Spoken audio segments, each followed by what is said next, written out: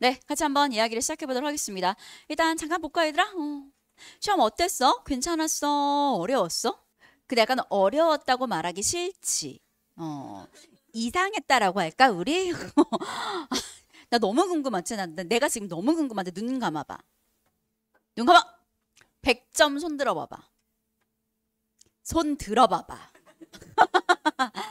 눈 떠봐.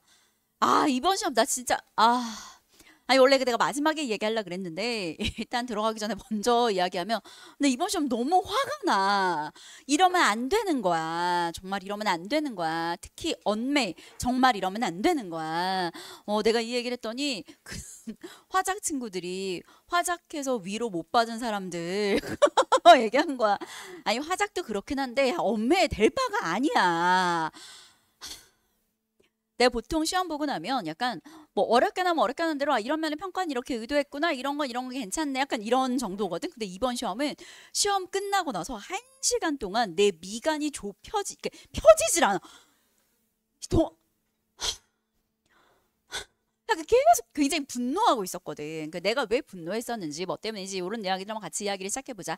일단 뭐 우리 아이들이 제일 궁금해할 뭐 이건 알 수가 없어. 예상 등급 컷이죠. 네. 이번 시험의 예상 등급 컷은 한 이 정도로 추정되고 있습니다. 화작 기준 1컷 92에서 93점, 뭐 2컷 86, 88, 3컷 78에서 80 약간 요 정도. 언매 기준 1컷 86에서 89. 봐봐. 앞자리 시작이 다르잖아. 이번 시험 뭐 개인적으로는 굉장히 언매에 장점이 없는 시험이었다. 뭐 이렇게 이야기할 수 있을 것 같고요. 이 정도 난이도는 사실 뭐 내가 말하지 않아도 네가 느끼겠지만 6평보단 당연히 점수가 낮은 시험인 것 같고요. 작년 수능 비교 컷으로 가지고 왔거든요. 작년 수능보다 화작은 뭐 한 문제 정도? 약간 차이 나는 정도라고 생각하시면 될 것 같고요. 언매는 많이 차이 나는 정도라고 이야기할 수 있겠습니다. 네, 뭐 등급컷은 한 요 정도 된다라고 이야기할 수 있을 것 같고요. 전체적인 총평은 나 궁금한데 EBS 연계 느껴졌어? 안 느껴졌어? 나 너무 궁금하다. EBS 연계 느껴졌어요? 손 들어봐봐. 안 느껴졌어요? 손 들어봐봐. 그래? 느껴진 애들이 많은데 그럼 문학에서 많이 느껴졌어? 독서에서 많이 느껴졌어? 아, 문학에서. 나 뭔지 안 물어봐도 알 것 같아. 우리 모두 한 마음으로 기업애가 문 열어라. 다 머릿속에 같이 스쳐갔지. 시험지 보자마자 생각이 났지. 난 너무 웃긴 거야. 얼마나 다행이었어. 이여배가 문 열어라 대사가 안 나온 게 얼마나 다행이야. 그 내가 보면서 나도 너무 웃긴 거야. 아니 물론 내가 출제자라면 9평에 내 것 같아라고 이야기를 하긴 했지만 정말로 그 후에 이틀에 걸 시험지에서 보니까 너무 웃긴 거야. 그런데다가 막 되게 재밌더라. 그 애들이 어떤 애가 막 유튜브에 내가 이제 시험 보고 나서 너무 빡쳐가지고 그냥 바로 올렸거든. 굉장히 빨리 내가 영상을 올렸단 말이야. 총평 영상을. 너네가 너무 나와서 내가 되게 빨리 올린 이유는 하나야. 네가 시험장에서 나왔는데 스스로를 너무 깎아내릴까 봐. 나 왜 이렇게 못 봤지?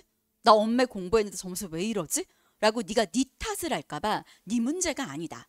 이건 평가원이 잘못한 거다 라는 걸 말해주고 싶어서 내가 되게 빨리 영상을 올렸거든. 근데 댓글이 너무 웃긴 거야. 그러니까 압도적인 지분은 이여배가 문 열어라. 아주 압도적인 지분이었어. 확실히 연계. 그리고 어떤 친구가 그거 썼더라고. 이렇게 뒤에 줄거리가 생각이 안 날 수가 없었다. 선생님의 그 암여우 연기가 너무나 기억에 남아서 너무 그 보기 문제 고민도 안 하고 너무 쉽게 풀었다. 막 이런 글들이 되게 많더라고. 문학 확실히 연계 좀 강하게 느껴진 것 같고 독서는 어땠어? 별로 안 느껴지지 않았어? 그러니까 내가 이번 시험에 화나는 포인트도 그거야. 그러니까 이번 시험 화나는 포인트가 한두 개가 아닌데 최근에 평가원 시험 중에 EBS 체감 연계율이 가장 낮은 시험이었어. 근데 굉장히 역설적으로 EBS에서는 뭐라고 이야기하냐면 다 연계래. 심지어 독서론 마저 연계래. 얘들아 욕하지 말아야지. 누구야? 지랄 누구야? 그런 욕하지 않기로 해요, 우리. 약간, 독서론도 연계였고요. 뭐 한번 보실래요? 예. 제가 이거 쪽수로 안 써놓긴 했는데 독서론도 연계였고 수완 연계였거든요. 예. 그리고 인문예술에서 가지문은 비연계였고 나지문이 연계였어요. 수특독서 49쪽에 있는 연계였는데 이건 느껴지지 않았어? 이건 굉장히 비슷하게 나왔지. 요거는 굉장히 비슷하게 출제가 돼서 여기까지는 이번 연기 나쁘지 않군이라고 생각을 했다가 여기서부터 이건 글은 어렵지 않았지. 이 지문은 글은 어렵지 않았는데 여기에서 약간 배신감이 느껴지지 않았어? 연계긴 연계인데 추금기만 연계야. 그래서 약간 이게 뭐야? 약간 이런 느낌이지 않았나 싶은 생각. 독서 연계가 최근 시험 중에서 가장 체감 연계율이 낮은 시험이지 않았나 싶은 생각이 듭니다. 일단 뭐 전체적으로는 좀 체감 연계율이 낮아졌고요. 지문의 전체적인 흐름, 그러니까 이게 있거든. 평가원이 좀 그해 평가원이 좋아하는 글의 구조가 있어. 그래서 한동안 작년 같은 경우는 병렬 구조를 굉장히 좋아했어. 근데 이번 시험에 되게 많이 나왔던 구조는 아마 비교대조 구조였을 거예요. 네. 그리고 약간 뭉쳐읽으면 좀 틀리게 되는 이런 패턴들은 2사 이후로 계속되는 패턴이어서 저는 이 흐름은 계속될 것 같거든요. 네. 여기서 말하는 이 흐름이라는 건 EBS 체감 연계 이런 게 아니라 지문을 구성하고 매력적인 오답 패턴을 구성하는 약간 요 연습은 계속 출제가 될 것 같아. 쌤이 수업하면서도 이거 약간 이래, 이거 약간 이래 이런 것들을 설명을 할 텐데 그런 매력적인 오답 패턴은 지금까지 나온 것과 굉장히 흡사하게 출제됐다라고 얘기할 수 있을 것 같습니다. 문학 같은 경우에는 지문이 일단 개수가 많지 않았어? 독서가 어려웠어? 문학이 어려웠어? 문학이 어려웠을걸? 이거는 이 흐름도 계속될 것 같아. 약간 6평에서도 문학이 까다로웠는데 그거보다 이번에 더 문학이 까다로웠거든. 쌤 생각에는 문학을 까다롭게 출제하겠다라는 그런 방향성은 이번 시험으로 확실하게 보여준 게 아닌가 싶습니다. 문학 같은 경우에는 뭐 알겠지만 이화전 연계였고요. 현대경사 수특 연계였었고 화전가 그리고 공명을 헤아리니 작품이 총 몇 개 출제되냐면 하나 둘 셋 넷 다섯 여섯 일곱 여덟 개. 그러니까 보통 작품이 굉장히 작게 출제되면 6개, 많이 출제되면 7개 이렇게 출제되거든. 8개 너무 많았어. 게다가 마지막 현대소설 너무 어렵지 않았어? 읽는데 굉장히 약간 거걱거리면서 읽혔을 거. 뭔 소리야 이게 약간 이렇게 읽히지 않았을까 싶은 생각이 듭니다. 문학 어려웠어요. 네가 못한 게 아니라 실제로 문학이 어려웠었고요. 어쨌든 6평에 비해서 출제 지문 작품 수도 많아졌고 쓱 읽으면 이렇게 맞아 보이는 약간 이런 선들이 되게 많았기 때문에 선지 판단할 때 굉장히 정밀한 독해를 좀 요구한다라는 거 이야기할 수 있겠습니다. 아까 수업 전에도 어떤 친구들이랑 상담할 때 제가 했던 이야기인데요. 문학 연계를 공부하면 시간이 빨라지잖아. 얘들아 오해하면 안 돼. 여기서 시간이 빨라진다는 건 지문 독해의 시간이 빨라진다는 거야. 하지만 문제를 풀 때에는 최근에 평가원은 선지에다가 내용을 되게 많이 꾸겨 넣거든. 이 흐름도 저는 수능에도 계속될 것 같습니다. 그러면 선지들을 계속 끊어서 내용들을 좀 정밀하게 독해하는 이런 것들이 좀 필요하지 않을까 싶은 생각이 듭니다. 화작은 개인적으로는 37번 문제는 화작 친구들은 별표 쳐놓으세요. 논리 자체가 달라졌어. 항상 37번이 원래 보기선지 보기선지 보기선지로 풀렸는데 네가 이번에 아마 틀렸던 이유는 그 5번 골랐던 친구들 꽤나 많았을 것 같은데 5번 골랐던 친구들이 뭐 때문이냐면 4번이 너무 맞는 말이라고 생각을 했던 거야. 왜 4번이 너무 맞는 말이라고 생각했냐면 지문을 안 갔거든. 그러니까 이 문제가 약간 풀이 패턴이 바뀌었던 게 지문까지 돌아가야 되는 약간 이런 식으로 바뀌었기 때문에 거기에서 좀 어려움을 느낀 친구들이 있었을 거고요.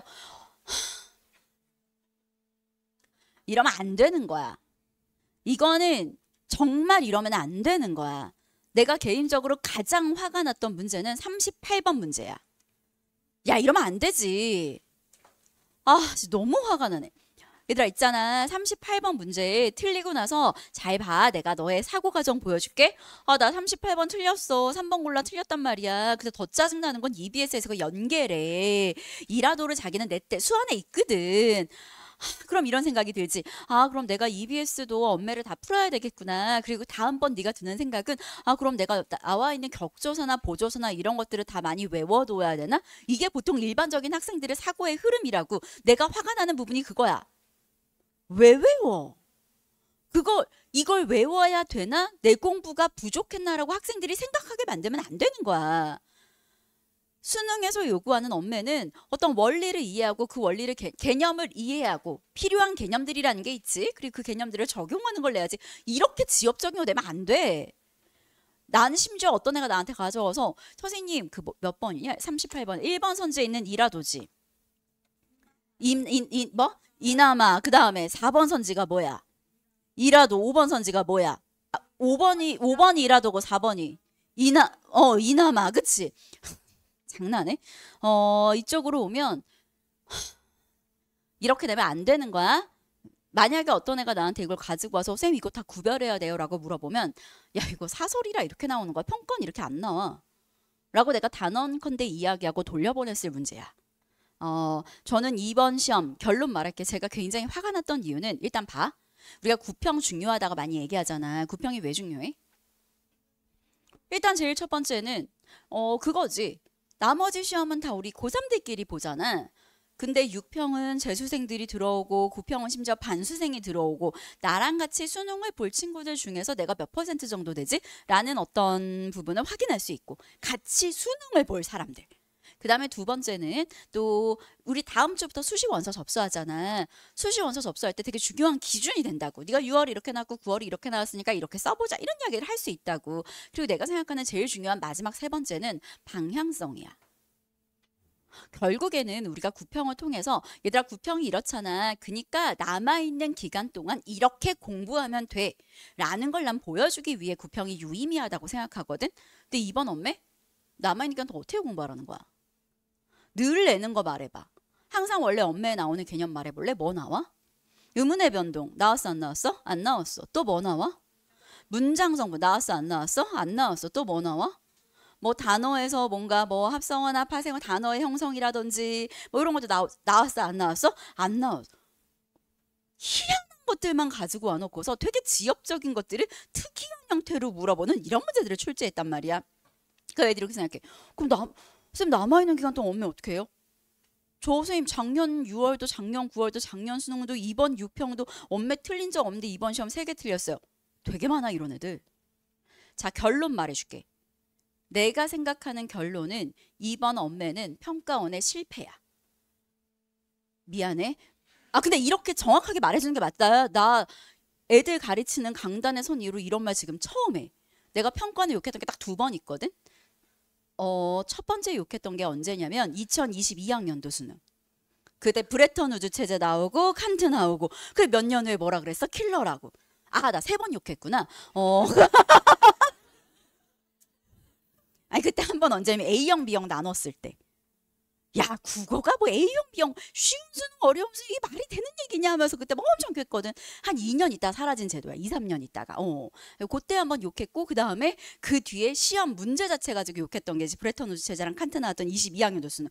그리고 지금 얘들아 이거 그냥 신경 쓰지 마. 이거 너 기분 좋으라고 해준 얘기 아니야. 이거 그냥 튀는 값이야.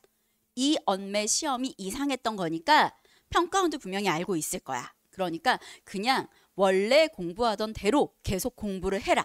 언매 공부는 원래 공부하던 대로 계속 공부해라가 내가 너한테 내려주는 결론입니다. 아시겠죠? 네. 뭐 이렇게 생각하면 될 것 같아요. 이번에 뭐 최악의 순서가 이거지 않았을까 싶어. 언매 풀고 그 다음 문학 풀고 독서 풀고 약간 이번 시험에 최악의 순서가 이게 아니었을까 싶은 생각이 듭니다. 네. 자 결론 말해줄게. 남아있는 기간 동안 우리가 해야 되는 거 말해봐. 남아있는 기간 동안 우리 뭐랑 뭐 해야 되냐? 딱 이건 이제 써?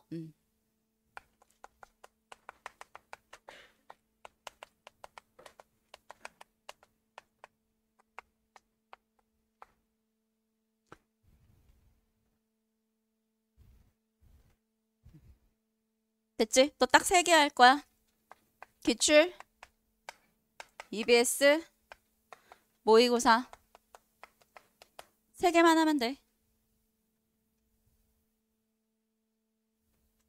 자, 근데 여기서 중요한 건 방향성이겠죠? 자, 시작합니다.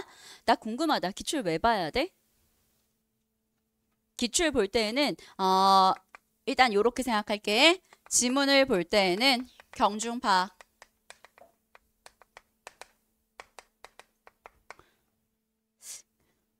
지문 볼 때에는 이래서 이게 중요하고 이래서 이게 중요하고 이래서 이게 밑밥 정보야. 중요한 정보와 덜 중요한 정보. 그러니까 네가 머릿속에 넣어야 될 정보와 나중에 다시 돌아서 더블 체크하면 되는 정보, 이걸 구별하는 연습을 해. 내 말 무슨 말인지 알겠어? 그리고 당연히 중요한 정보를 중심으로 읽다 보면 글의 구조나 이런 것들이 보일 거야. 결국에 중요한 정보라는 이야기는 머리에 넣을 정보. 내 머리에 기억해야 되는 정보 있잖아. 내 말 무슨 말인지 이해했지? 그러니까 사실 지문의 모든 내용을 따따따따 어떻게 머릿속에 다 넣어? 그건 불가능해. 근데 우리가 읽다가 이건 머리에 넣어야 되겠네 라는, 결국 내 머리에 넣어야 되는 게 다른 말로 바꾸면 글 전체의 구조, 글의 흐름이거든. 약간 이런 것들을 파악하기 위해서 우리는 지문을 분석할 겁니다. 그리고 또 하나 더, 선지에서 매력적 오답. 10% 이상 학생들이 골랐던 선지 있죠. 그 선지의 논리 구조, 아이들이 이걸 왜 골랐지를 살펴보는 건 필요할 것 같아. 이번 평가원도 그 부분은 계속해서 똑같이 구현시켰습니다. 매력적인 오답 패턴을 구성하는 방식은 2년의 어떤 지금까지 기출과 전혀 차이가 없기 때문에 선생님이 넣어놨을 거예요. 아마 자료집에도 넣어놨을 거고요. 오늘 현장 친구들은 따로 받은 거 있죠. 예, 기출의 클리셰 그거 한번 보실래요? 예. 예. 거기 보시면 첫 페이지에 제가 기출의 클리셰들 쭉 넣어놨을 거예요. 너가 만약에 이 문제에서 이 선지를 골랐으면 이것 때문에 이걸 골랐을 거야. 너가 만약에 이 선지를 골랐으면 이것 때문에 골랐을 거야. 그리고 이거랑 비슷한 기출은 이게 있어.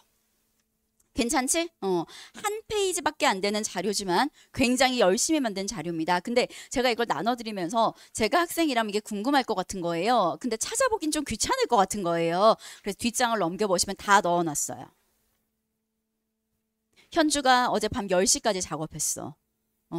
괜찮죠? 네. 그렇게 해서 잘 활용하면 굉장히 도움이 많이 될 수 있을 자료일 것 같습니다. 아시겠죠? 고개 들어주세요.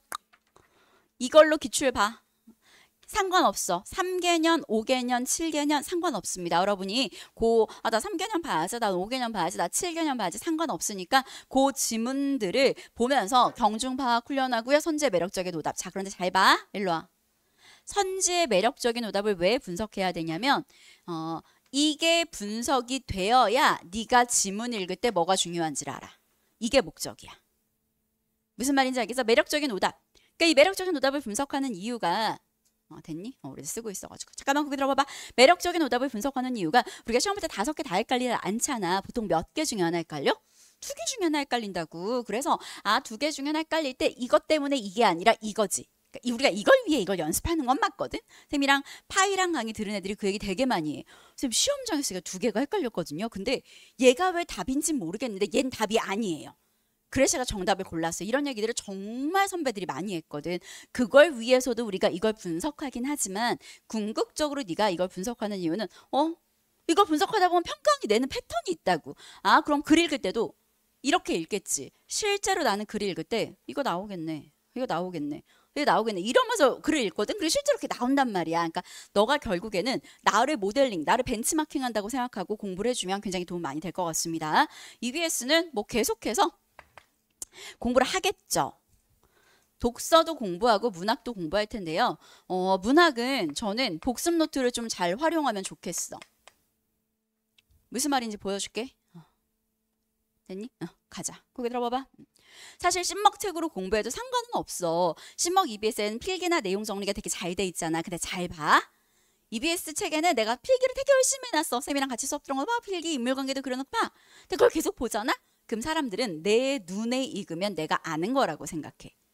근데 실제로 아무것도 없는 상태에서 생각해봐라고 하면 하고 인출이 되게 느리거든? 그건 모르는 거야. 시험장은 제한된 시간 속에 탁 하고 그냥 바로바로 머릿속에 나올 수 있어야 되거든. 그러니까 아무것도 필기가 안 돼 있는 깨끗한 그 복습 노트 있잖아. 우리 조그만 일부러 내가 핸드북 사이즈로 만들었잖아. 그래서 그걸 펴놓고 머릿속에 떠올려. 이걸 보면 뭐 생각해야 되지? 이걸 보면 뭘 떠올려야 되지? 밑에 연이 이거니까 그럼 위에 이게 어떻게 이어지는 거지? 그래서 결국 이 작품 주제가 뭐지? 네가 생각을 해. 근데 너가 알 거야. 이건 생각이 잘 안 나네. 이건 정말 기억이 안 나네. 이건 뭐지? 그럼 이제 그때 씹먹 책을 펴서 비교해보는 약간 이런 형태로 공부하는 게 좀 필요하지 않을까 싶습니다. 그걸 꼭 명심하세요. 눈에 써줄게. 눈에 익은 것과 내가 아는 건 다른 거예요. 대부분의 친구들이 오해하는 부분이 여기입니다. 눈에 익으면 내가 안다고 생각하거든요. 아시겠죠? 네, 이렇게 공부하시면 좋을 것 같고요. 모의고사는 많이 풀 필요 없어요. 주 1에서 2회면 충분합니다. 주 1에서 2회 이상은 풀지 마세요. 심지어 1회, 2회도 10회부터 풀어도 상관없어. 지금 안 해도 돼. 근데 이제 1회에서 2회 풀 때에는 그냥 실모를 푼다라고 생각하는 게 아니라 나 약간 구평 보니까 순서 이렇게 바꿔보는 게 좋을 것 같은데? 나 약간 모르는 거 나왔을 때 이렇게 해보는 게 좋을 것 같은데? 라는 일종의 나의 행동 강령들의 테스트 보드지. 이거 써먹히네? 이거 되네? 이건 이렇게 하면 되겠네? 되나 안 되나 확인해보는 약간 이런 테스트 보드. 근데 중요한 건 이거야, 얘들아. 어떤 방법을 적용해 볼 때에는 한 번만 연습해 보면 안 돼.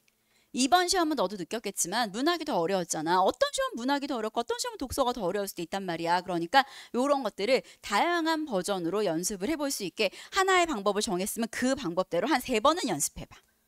그래서 요 행동강령의 테스트 보드는 최소 3세트, 3번 이상은 연습을 해보면 시험의 난이도와 상관없이 먹힌다 안 먹힌다가 확인 가능할 것입니다. 끝. 요렇게까지. 언어는 그냥 하던 대로 하세요. 화작은 37번 패턴 바뀐 거. 그럼 수능에서도 이렇게 출제될 수 있으니 보기 활용 문제라고 하더라도 학생 반응 문제라 하더라도 지문 돌아가서 확인해야 되겠구나. 그리고 화작 같은 경우에는 EBS로 그냥 낯선 지문 실무 연습 계속, 그러니까 낯선 지문에 적용하는 연습 아침마다 그냥 해보면 뭐 그 정도면 될 것 같고요. 엄마는 내가 원래 하던 대로 공부를 하면 되겠다라는 요 결론 가져갈 수 있겠습니다. 됐습니까? 네. 점수에 너무 연연하지 않으셔도 될 것 같고요. 제가 유튜브 영상에서 이야기하긴 했는데 잘 봐. 시험을 잘 봐서 너무 기분이 좋고 들떠. 왜 들떠? 수능 아닌데. 그거 뭐랑 똑같은지 알아? 애기 안 볼 거니? 애기야? 뭐 하고 있어? 선생님 보세요. 밑에 보지 말고. 네. 일단 제가 봤었을 때 들뜰 필요가 없어. 그거 마치 뭐랑 같냐면 수시 원서 쓰잖아? 그럼 마치 내가 그 학교 합격한 것 같아. 내 말 무슨 말인지 작년에 경험했던 친구 있었을 거야.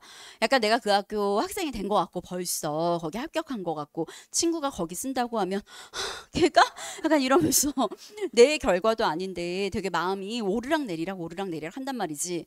다 네 손해야. 감정 쓸데없이 소모하지 마. 시험 못 봐서 우울해 있는 것도 마찬가지야. 시험 부정적인 생각은 원래 늪과 같아서 하면 할수록 빠져들거든. 어떡하지? 계속 그런 생각 왜 해? 그냥 털어버려. 그거 다 네 손해야. 넌 그냥 이번 수능을 제일 잘 보면 되는 거야. 그러니까 그리고 늘 얘기하지만 이번 수능을 네가 지금 봤던 시험 중에 이번 수능이 너의 인생의 최고점이 되기 위해서 제일 필요한 건 지금 너의 자세와 공부 방향성 그리고 너의 노력 이런 것들이 영향을 미치는 거란 말이지. 그러니까 빨리 털어버리고 이런 거 보완하면 되겠구나 이런 거 가져가면 되겠구나라고 생각하시면 될 것 같고요. 해설 강의를 듣는 목적을 먼저 말해줄게. 해설 강의를 네가 들을 때 필요한 자세는 이겁니다. 시험을 못 보면 못 본 대로 망했네 라는 생각이 들어서 기분이 PC에 취약점이 존재한다고요? 아니 중요한 얘기를 하고 있는데 시험을 잘 못 보는 대로 기분이 안 좋을 수 있고요. 잘 보면 잘 보는 대로 근데 이게 내 실력인가? 운이 좋아 잘 본 거 아닐까? 약간 이렇다고 수능을 잘 볼 수 있을까? 이런 불안감이 든다고. 그래서 수업을 들으면서 나 여기 밑줄 쳤어. 나 여기 이런 흔적 남겼어. 나 선지 이렇게 지웠어. 라고 내가 풀었던 사고 과정과 너의 사고 과정을 비교하면서 내가 제대로 풀어서 점수가 잘 나왔구나. 혹은 내가 여기까지는 제대로 했는데 여기가 비어서 안 나왔구나. 여기를 보완하면 되겠구나. 라는 생각을 가질 수 있는 게 이 해설 강의의 목적이라고 생각하시면 되겠습니다. 들어가도 되겠죠? 네. 이것도 보여드리긴 할게요. 오답률 베스트. 짠. 이 얼마나 그지 같은 상황이에요. 오답률 베스트의 1위입니다. 3위입니다. 4위입니다. 제가 시험 보고 얘기했거든요. 정답률도 나오지 않은 상태에서 내가 이번에 오답률 베스트에서 언어가 2개, 맥스 3개 있을걸? 나쁘지 않은 것 같아요. 등급 것도 거의 비슷하게 맞췄더라고요. 예. 아직 죽지 않았다. 나쁘지 않다. 댓글 너무 웃기던데, 내 댓글. 내가 빡쳐서 엄마 때문에 막 분노해서 막 이렇게 했더니 댓글이 막 부모에게 저격을 날리는 막내딸.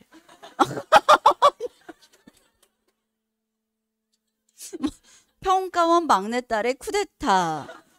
막내딸 말 좀 들어라 평가원아. 제일 웃겼던 댓글이 그래서 갱년기 평가원이 못마땅한 사춘기 막내딸.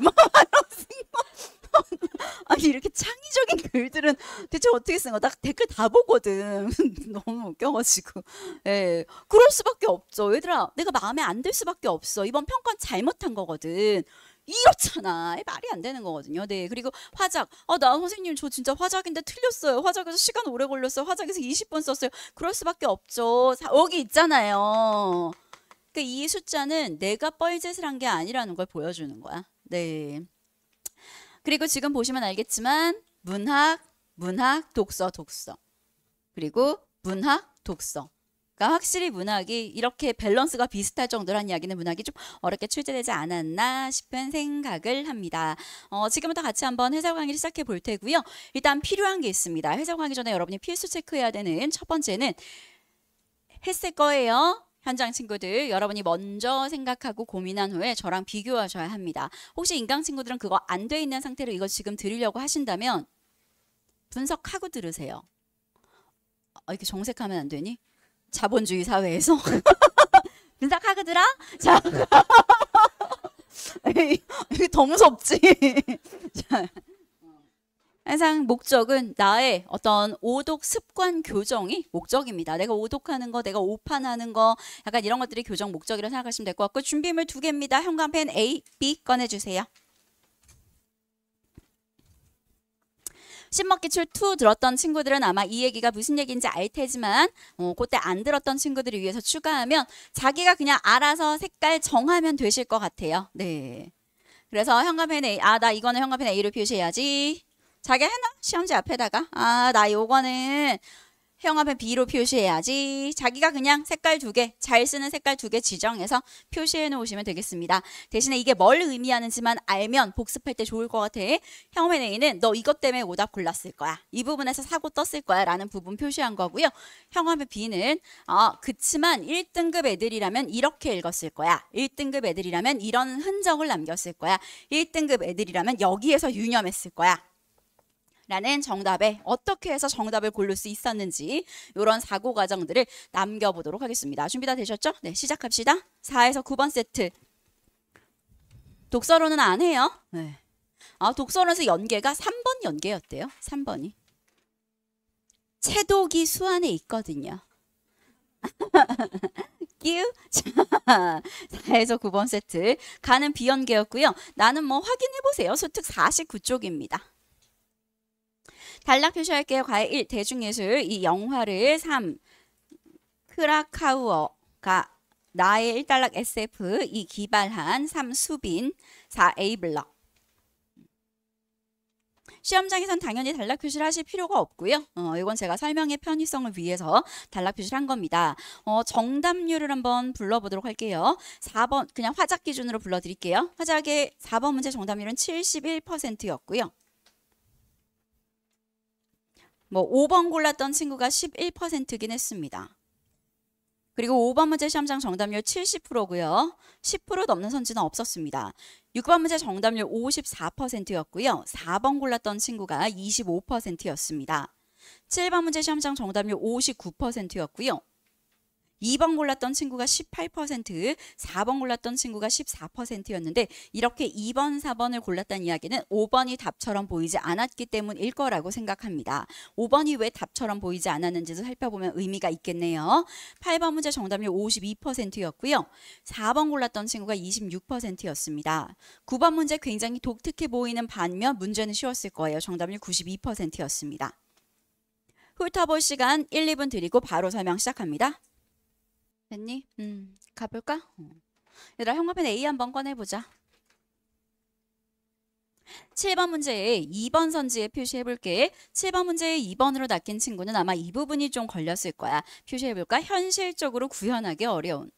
그래서 우리 애들이 현실적으로 구현이 됐는데 왜 현실적으로 구현하기 어렵다는 거야? 약간 2번 이렇게 풀었고, 혹은 4번 선지까지 내려간 친구들은 또 현감에 표시해볼까? 낯섦은 친숙함을 주던 일상적 대상. 그러니까 너무 이상한 거야. 친숙함을 주는데 이게 왜 낯설어? 약간 이렇게 생각해서 4번 골랐을 거예요. 그리고 결정적으로 이런 사고 과정이 끼어들었던 이유는 5번을 지문에서 봤거든요. 5번을 지문 어디에서 봤냐고요? 지문에 표시해볼까요? 나달락에 3단락 보이시나요? 우리 애기들 A블럭 위. A블럭 위에 밑에서 하나, 둘, 셋째 줄, 심지어 정리까지 해주네. 현관펜 표시해볼까? 인지적 낯섦은 감각적 충격을 통해 이성적 성찰에 도달. 그 옆에다 써놓으면 되겠네. 7번에 동그라미 5번. 7번에 동그라미 5번을 여러분이 적절하다라고 오독했었던 지문의 근거입니다. 굉장히 비슷한 워딩이 많이 겹쳐있죠. 7번에 5번 선지 옆에 쓸까요? 비슷한 워딩. 워딩이 너무 많이 겹쳐. 그래서 우리 애들이 5번이 적절하다라고 생각을 하고, 내가 지금 불러준 건 5번이 적절하다라고 오독했던 근거야. 그리고 나머지 선지들을 왔다 갔다 했었던 거겠지. 넘어가도 되겠니? 네. 참고로 비슷한 워딩은 파이란 챕터 제목입니다. 그러니까 이제 계속 이렇게 내는 게 비슷하다는 이야기지, 그지? 네. 오른쪽에 8번 문제로 한번 가보겠습니다. 8번도 우리 아이들이 많이 틀렸죠. 8번 선지를 골랐던 이유는 아마 이것 때문인 것 같아요. 4번 선지 앞부분에 표시해볼까? 보기에서 현감에 표시해보자. 두 구역의 갈등을 다뤘는데 4번 선지 맨 밑에 줄에 현관펜 표시해볼래? 사회를 종합적으로 통찰. 갈등을 다뤘는데 이게 어떻게 종합적으로 본 거야? 약간 이렇게 선지를 보면 닦기가 쉬웠거든. 네. 근데 이제 이런 오독들을 했던 이유는 전부 다 지금 봐봐. 쌤이 7번에 2번 선지, 7번에 4번 선지 지문에 표시했니?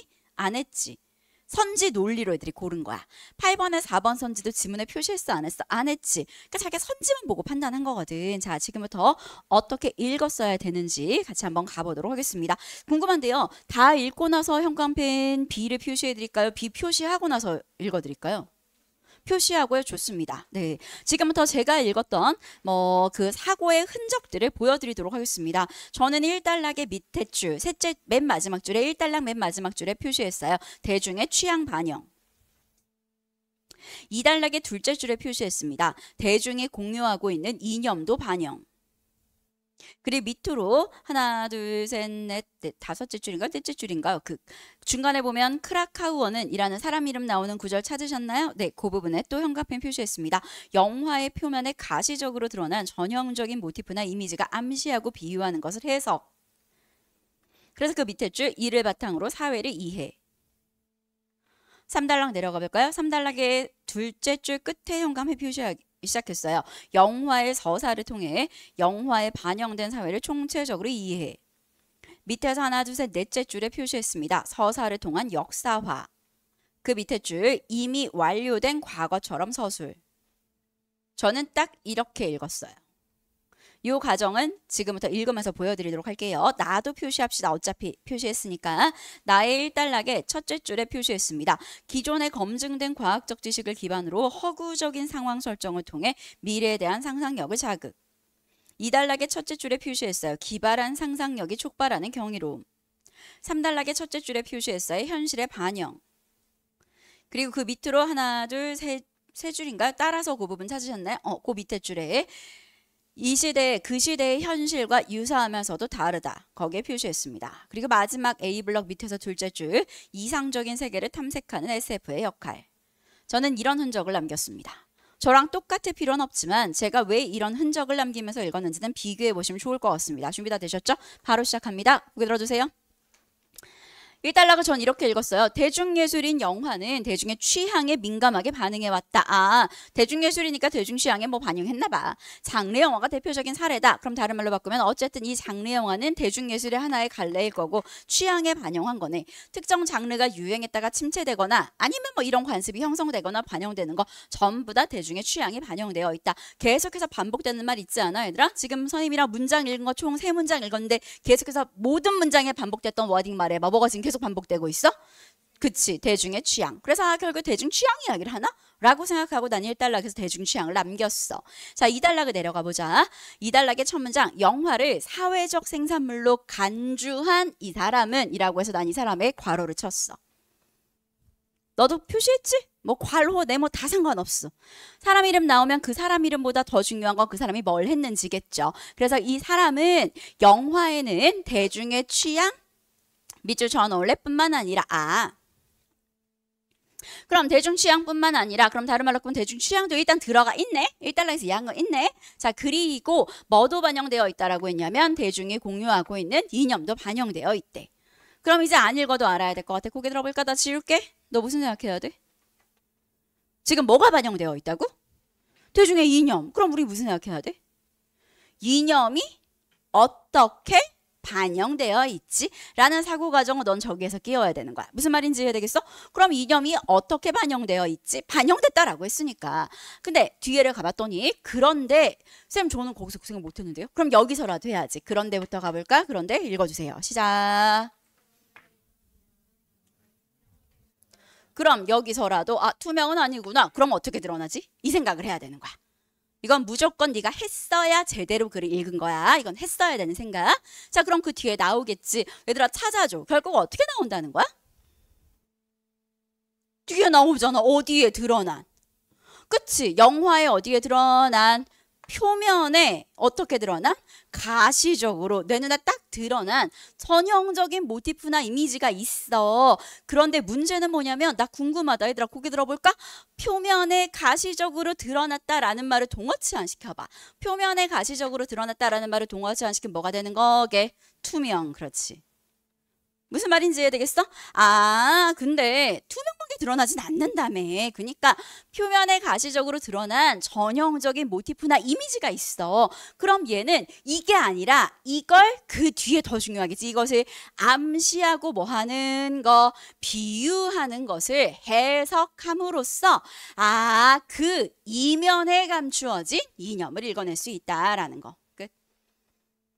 그럼 잠깐만 끊어보자. 나 잠깐 정리 좀 해줘. 표면에 드러난 것 좀 말해줄래 얘들아? 표면에 드러난 거 말해줘. 뭐가 표면에 드러났다는 거야 얘들아? 모티프, 전형적인 모티프나 하나 더 뭐가 드러났다는 거야 얘들아? 이미지. 이런 것들은 표면에 굉장히 가시적으로 다른 말로 하면 투명하게 드러난 거야. 근데 우리가 진짜 찾아야 되는 거 뭐야 얘들아? 이념은 이렇게 드러난 게 아니라고 했지? 이면은 어디에? 이면에 이념이 드러나는 거야 라는 거. 그리고 이것을 뭐 함으로써 해석하는 과정을 이단락은 이야기하고 있었구나. 끝. 네 머릿속에 내용이 이렇게 남아야 돼. 넘어가도 되겠니? 네. 더 재밌는 건 그 다음이죠. 그 뒤에 가볼까요? 마지막. 쉼표 뒤에 읽어봅시다. 이를 바탕으로 이 뒷부분 읽어주세요. 시작. 하는 목적 말해봐. 얘들아 이걸 하는 이유는 결국에 뭘 하기 위해서야 얘들아? 사회를 이해하기 위해서. 끝. 네가 이 단락을 이렇게 읽었으면 잘 읽은 거야. 됐니? 자 이제 구별하자. 내가 지금부터 출제자가 돼서 구별해볼까? 내가 출제자가 되면 뭐랑 뭐를 구별하는 문제를 낼 수밖에 없어 얘들아. 뭐랑 뭐를 구별하는 거. 표면이랑 이면을 구별하는 걸 낼 수밖에 없겠지. 그래서 오른쪽 가볼까? 8번 문제. 8번 문제에서 1번 선지 봐봐. 보기에서 지상을 콘크리트 건물의 잔해로 뒤덮인 공간이라고 언급한 것은 이라고 돼 있잖아. 보기 한번 올라가 볼래? 보기 올라가 보자. 지난주에 개봉한 SF 영화 땡땡 속 미래는 두 구역으로 나뉘어져 있대. 어머 밑줄 쳐볼까? 첫 화면에 등장하는 허공의 도시. 어머 어디에 등장하니라고 했어 얘들아? 화면에 등장한대.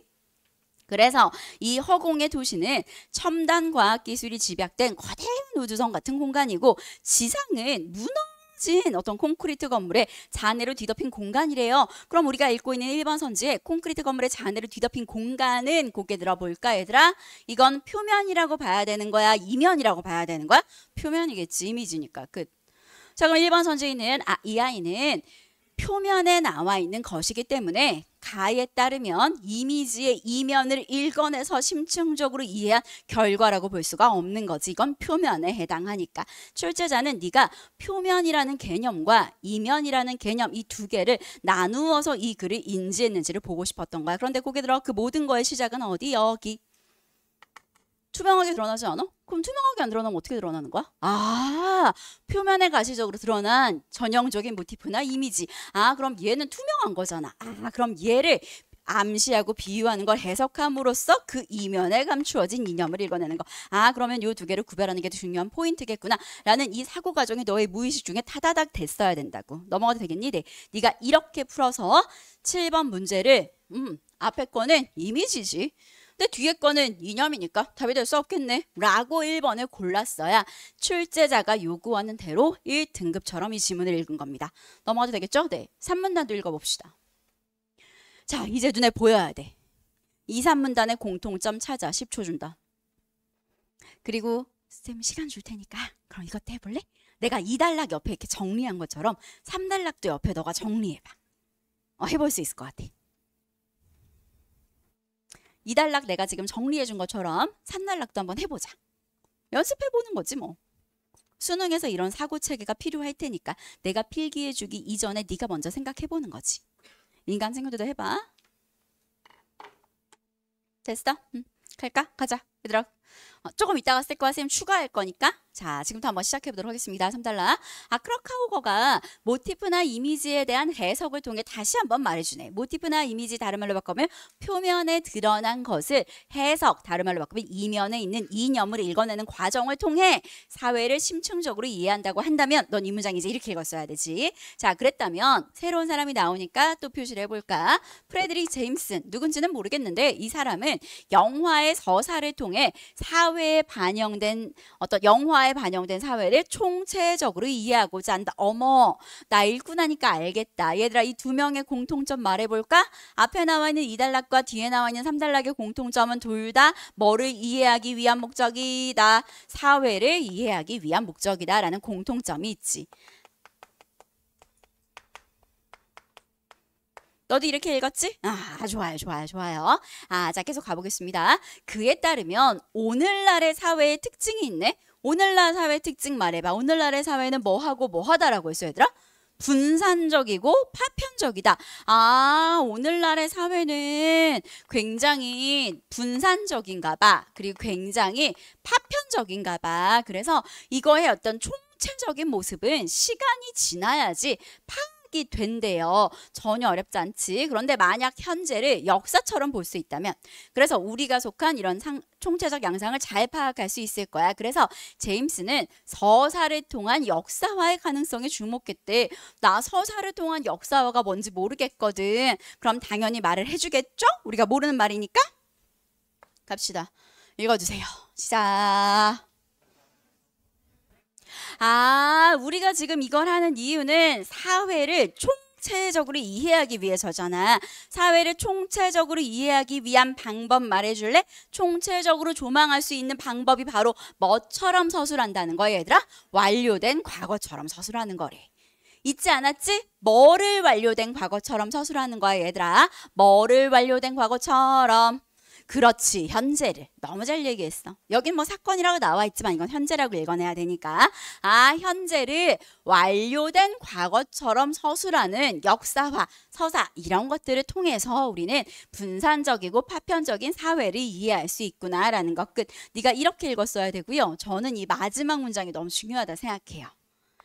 어떻게 처리했는지. 갑시다. 준비됐나요? 네, 갑시다. 읽어주세요. 생각하면서 읽어주세요. 시작. 그래서 우리 애들이 이거 전체는 SF도 되는구나.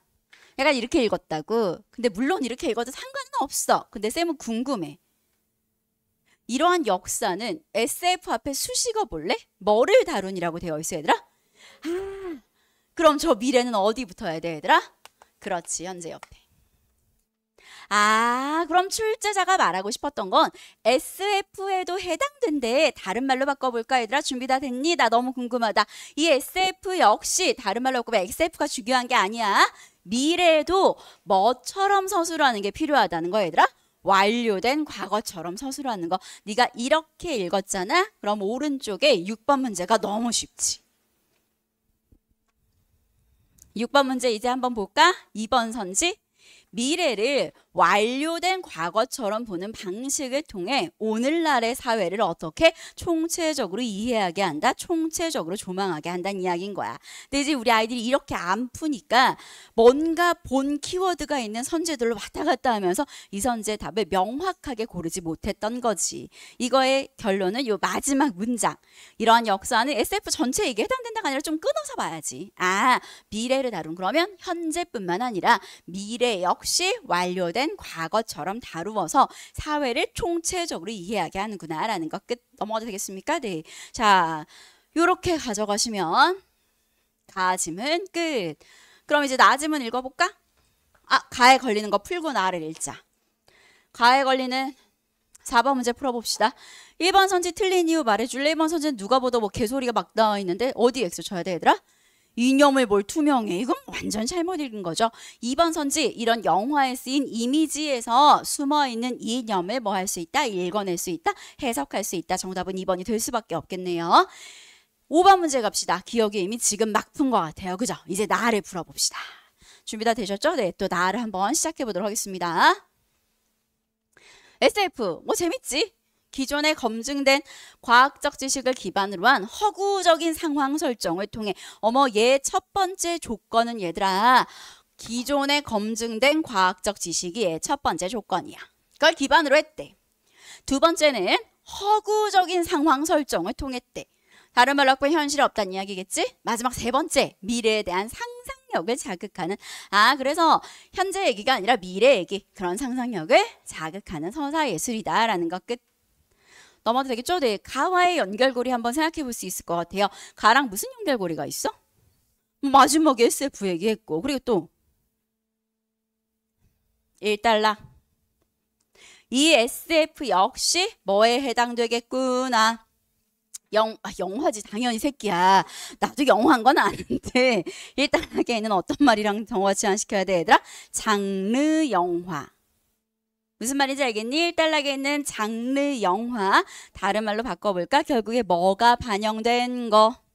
대중의 취향이 반영된 거. 네가 이렇게 읽기를 출제자는 원했던 것 같아. 가나의 연결고리 8번 문제의 5번 선지 가볼까? 결국에 8번의 5번 선지를 아마 골랐던 친구들이 있어. 왜 8번 문제에 5번 선지를 골랐을 거냐면 이런 내용이 휘발된 거야. 대중의 취향? 생각이 전혀 안 나는 거지. 그치? 8번의 5번 선지 옆에다가 쓸까? 가나의 연결고리. 8번은 네가 읽을 때 SF. 가의 마지막에 SF 있었지. 여기서 끝나면 안 돼.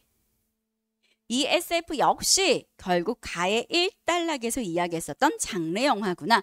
그럼 당연히 1단락에 얘기했던 대중의 취향 반영될 수밖에 없겠지. 고개 들어봐봐. 얘들아 1단락에서 우리 1단락에서 가의 1단락에서 장르 영화는 대중의 뭐를 반영한다 그랬어? 대중의 취향. 근데 2단락에서 대중의 취향뿐만 아니라 뭐도 반영한다 그랬어? 이념. 근데 계속 이념만 문제에 나왔잖아. 취향도 건드려줘야 된다고. 그래서 나온 게 8번의 5번 선지인 거야. 그러니까 출제자가 이걸 왜 냈는지 출제 의도를 알아야 하는 거야. 넘어가도 되겠니? 네. 자, 저희 이쪽으로 다시 돌아와서 계속 가보도록 하겠습니다. 자, 그럼 이제 한 놈씩 건드려 봅시다. 일로 와. 첫 번째 정의가 아까 뭐라고? 뭐를 기반으로 한다 그랬어?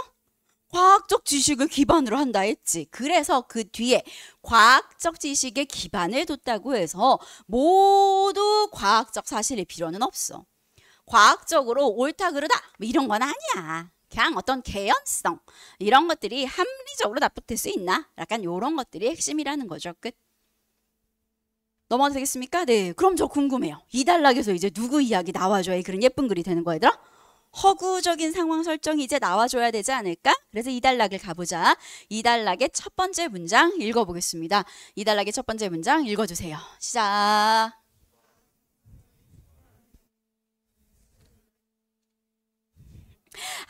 그럼 여기 나와 있는 기발한 상상력이 촉발한다고 했잖아. 굉장한 상상력, 다른 말로 바꿔볼까? 이 상상력은 아까 1단락에서 읽었던 뭐와 동어치환이 되는 거야, 얘들아?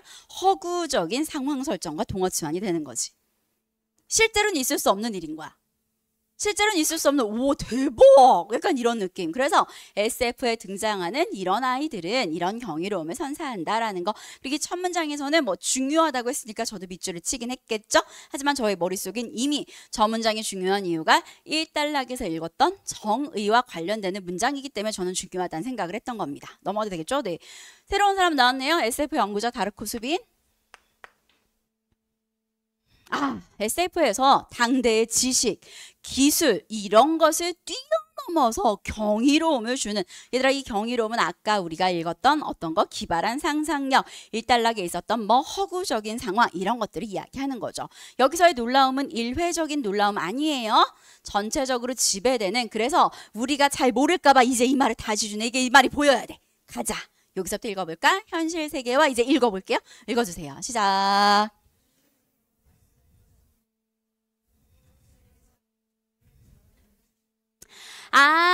현실 세계랑 SF 작품이 묘사하는 건 무슨 세계라고 나와 있어 얘들아? 허구적 세계. 이제 이 말이 왜 나왔는지 다시 알겠네. 됐나요? 네. 그런 점에서 SF의 진정한 주인공이다 라고 노부문이 이야기했다고 합니다. 여기까지 되시겠습니까? 제가 그대로 가지고 셈이라 오른쪽에 우리 아까 많이 들렸던 문제 한번 가볼까요? 7번에 1번 선지 너무 쉬운 말이죠? 자 2번 선지 갑시다. 현실적으로 구현하기 어려운 왜 현실 세계가 있었고요. SF의 세계의 노붐은 어떤 거였어요? 얘들아 고개 들어주세요. 현실 세계와 모델은 차이를 드러내는 무슨 세계니까요? 허구적 세계니까요. 현실에서 구현할 수가 없는 겁니다. 넘어가도 되겠죠? 이 허구는 가짜 뭐 이런 뜻이 아니라 우와 대박 경이로운 현실을 뛰어넘은 거죠. 네. 우리 아이들이 이렇게 읽었으면 7번에 2번을 고르진 않았을 것 같습니다. 3번 쉬우니까 패스할게요. 네, 계속 갑시다. 마지막 3단락. 수비는 SF가 현실의 반영이라고 이야기한대. 수비는 SF가 현실에 대한 반영이다 라고 이야기를 하네. 그래서 어떻게 읽었는지 한번 가볼까? 잠깐만 거기 들어봐. 아까 현실에 대한 반영? 우리 아까 1단락 다시 가봐. 1단락 마지막에 나왔다면 정의, 뭐와 관련된 정의가 나와야 돼, 얘들아? 미래에 대한 상상력 자극이 나와야 되지. 그래서 이쪽으로 와보자.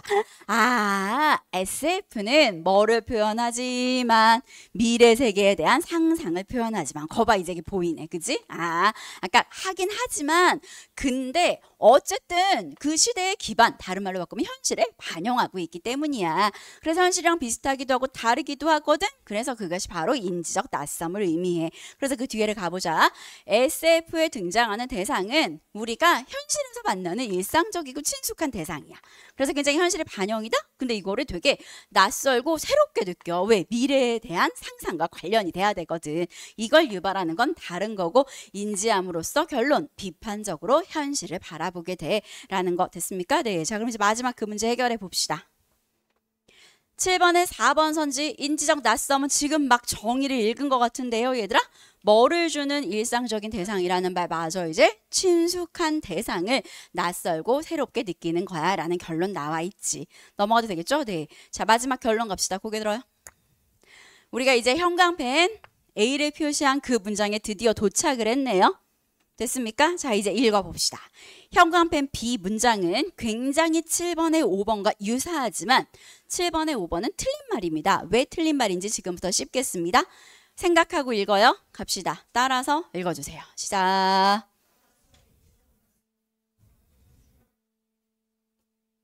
잠깐만. 인지적인 낯섦은 말해줄래? 뭐를 통해 뭐를 도달한다고 얘들아? 감각적 충격을 통해서 어디에 도달한다고? 이성적 성찰에 도달한대. 자, 순서가 이렇네. 이거 그대로 가지고 7번에 5번 가.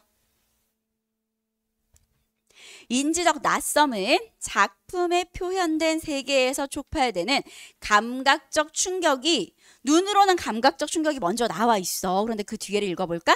이성적 성찰에 뭐 되는 이라고 했어 얘들아? 수반되는. 그럼 이건 되려 뭐가 더 먼저여야 돼? 이성적 성찰이 먼저여야 되지. 옆에 써놓으면 되겠네. 쌤이랑 우리 연습 많이 했던 눈으로의 순서는 감각적 충격이 먼저야.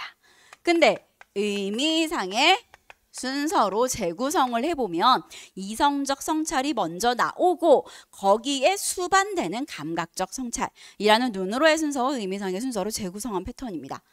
계속 나와요. 됐나요? 네. 마지막은 문제 내기 위해 덧붙은 단락이니까 A 블럭이겠죠.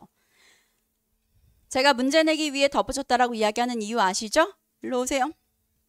내 머릿속에 들어와. 나는 왜 이 단락이 문제를 내기 위해 덧붙은 단락이라고 생각했을까 얘들아? 그치? 병렬 끝났잖아. 1문단에서 얘기하는 SF 끝났으니까 마지막은 그냥 문제 내려고 붙은 거야. 그 문제가 아마 8번의 나중에 뒷부분에 몇 번이냐? 6번 문제에 있는 보기였겠죠. 갑시다. 이쪽으로. 수빈은 SF가 등장하기 이전에 도의 동그라미 쳐볼까?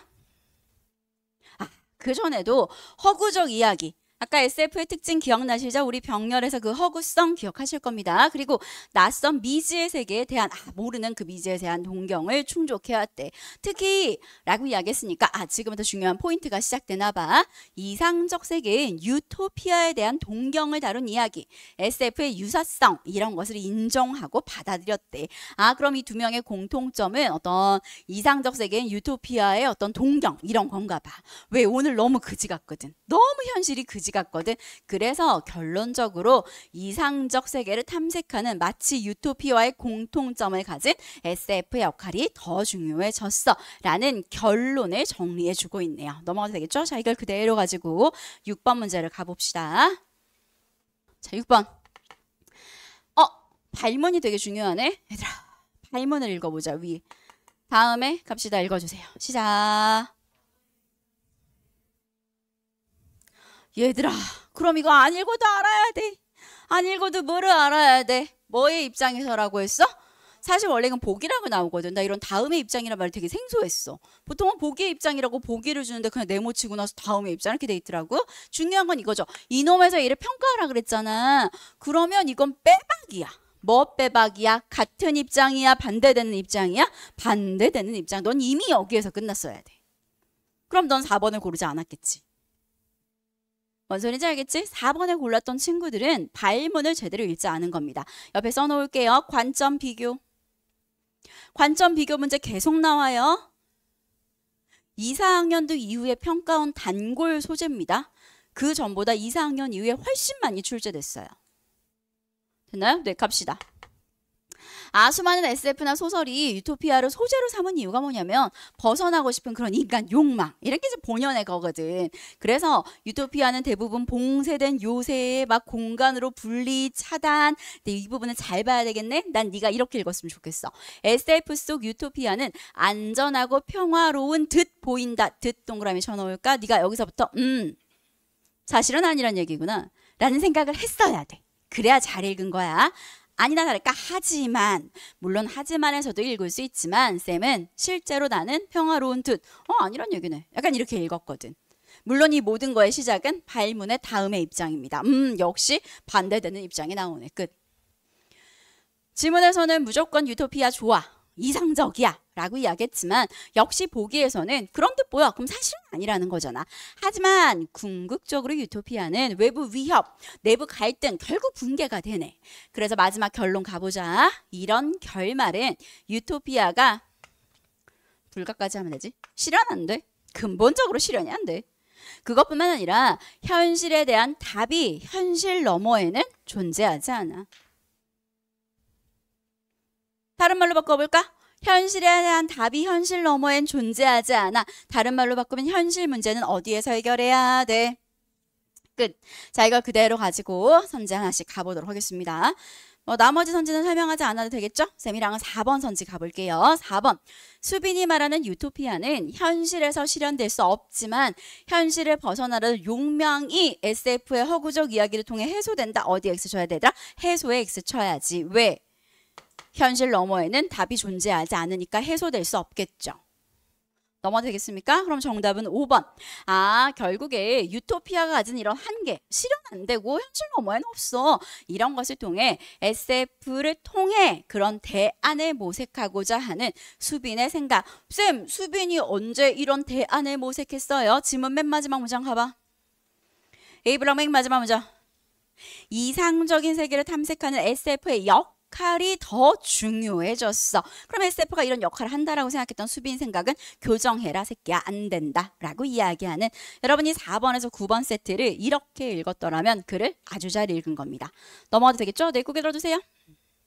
아마 쌤 생각에는 문제를 다 맞았다고 하더라도 선생님이랑 독해 과정이 100% 일치하지 않는 부분들이 분명히 있을 거라고 생각해요. 네. 시험장에서 이만큼, 그러니까 평소에 이만큼씩 읽어내야 시험장에서 이만큼까지 읽어내지 않더라도 문제를 다 맞을 수 있는 거거든. 네. 복귀 시간 아주 잠깐 드리고 가져갈 거 정리 잠깐 하고 저희는 다음 세트 넘어갑니다. 됐나요? 네. 다음 질문 넘어갑니다. 뒷장의 공공저널리즘 패스합니다. 설명할 거 없습니다.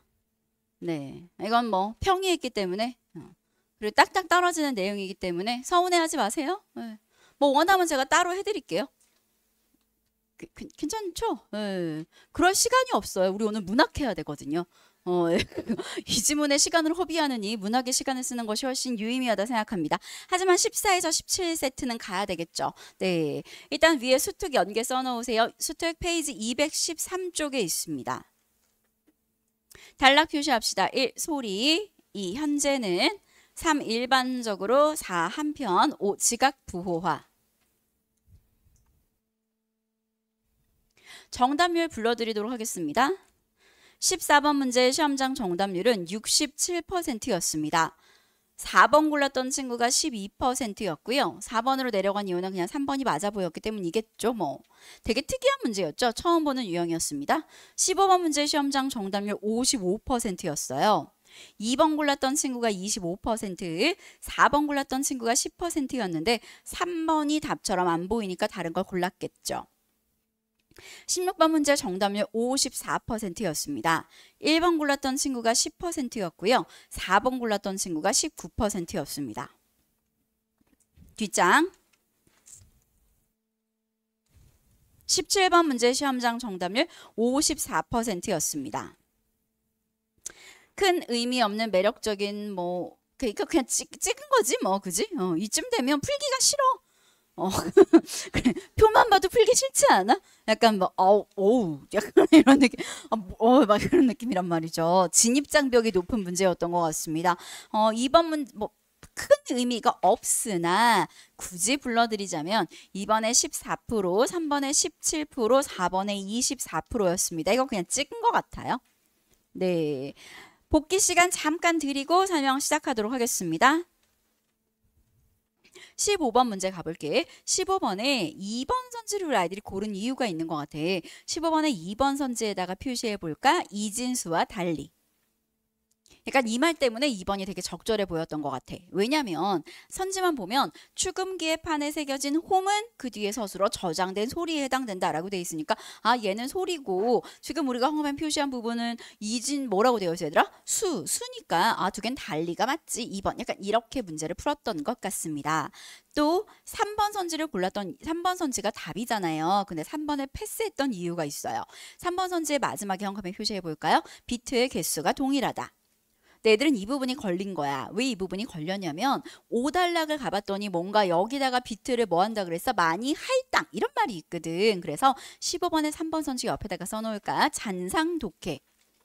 5단락. 우리가 지문을 읽었을 때 가장 머릿속에 많이 남는 건 5단락입니다. 마지막에 있었던 뭔가 얘한테 비트를 많이 할당 이런 말이 있으니까 15번에 3번 선지에 있는 동일하지 않은데 얘한테 더 많이 할당한 거 아닌가? 3번은 틀린 말 이렇게 하고 내려가지 않았을까 싶은 생각이 듭니다. 그리고 16번도 내려가 볼게요. 16번도 1번 선지를 골랐던 이유가 있어요. 3단락에 네모 찾으셨나요?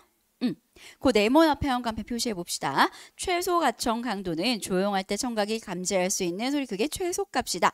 이런 워딩이 비슷하게 나와 있거든요. 어디에? 16번에 1번 선지에. 그래서 아이들이 이 부분 때문에 1번 선지 아 최소 가청 강도는 사람이 들을 수 있는 그런 최소값이구나 맞는 말이네 라고 생각해서 1번을 낚였을 거예요. 혹은 명민하게 1번을 제꼈는데 4번 선지에서 낚였어요. 4단락 가볼까요? 4단락의 첫째 줄에 형광펜 표시해 봅시다. 큰 소리로 인해 작은 소리가 들리지 않는 현상을 차폐. 이 말이 그대로 16번에 4번에 있거든요. 16번에 4번에 표시해 볼까요? 큰 소리로 인해 들리지 않는 작은 소리를 차폐. 그래서 우리 애들이 아마 1번이나 4번 선지를 많이 골랐던 것 같습니다. 됐습니까? 네. 자, 이런 오독의 과정, 오답을 골랐던 그 흔적들을 살펴봤고요. 자, 그럼 이거 지문을 제대로 읽어야 되잖아요. 자, 이건 진짜, 진짜 너랑 나랑 비슷했으면 좋겠어. 아, 진짜 비슷했으면 좋겠는데, 일단 가봐, 일로 와봐. 기술 지문이잖아. 뭐 생각하고 읽어야 돼? 가볼게. 형광펜 B 꺼내보자. 일단 쌤은 우리 아이들이 여기에 표시했으면 좋겠어. 이건 표시해도 되고 안 해도 되고 상관은 없는데 일단 여기 시작점을 여기를 잡으면 좋겠네. 2단락에 밑에서 하나, 둘, 셋, 넷, 다섯째 줄인가요? 형광펜 표시해 볼까요? 각 소리 크기에 할당되는 비트의 개수가 늘면 소리는 아날로그 원음에 가까워진다. 여기로 시작점을 잡았으면 참 좋을 것 같습니다. 이유는 잠시 후에 설명할게요. 그리고 3단락의 둘째 줄에 형광펜 표시해 볼까요? 지각 보호하는 청각 특성에 따라 감도가 낮은 소리를 제거하여 오디오 신호를 압축하는 기술이다. 마지막, 제일 중요한 5단락입니다. 5단락에서 찾아봐, 시작. 됐어?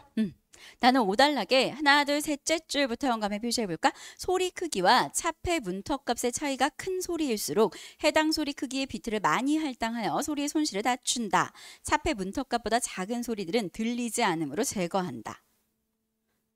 우리 아이들이 이 글을 이렇게 읽었으면 글을 굉장히 잘 읽은 겁니다. 선생님, 저는 그렇게 못 읽었는데요. 아니면 선생님, 저는 자, 지금부터 이제 이 질문 시작합니다. 고개 들어주세요. 네. 가져갈 거 많은 지문이니까 좀 바로 앉아볼까 얘들아? 허리 펴고. 어이구 이쁘다. 자세가 안 좋으면 힘들어. 이건 그냥 잠깐 정신을 환기하기 위해 하는 그냥 안 해도 되겠다. 정신이 환기됐다. 괜찮니? 어이구. 괜찮아? 네.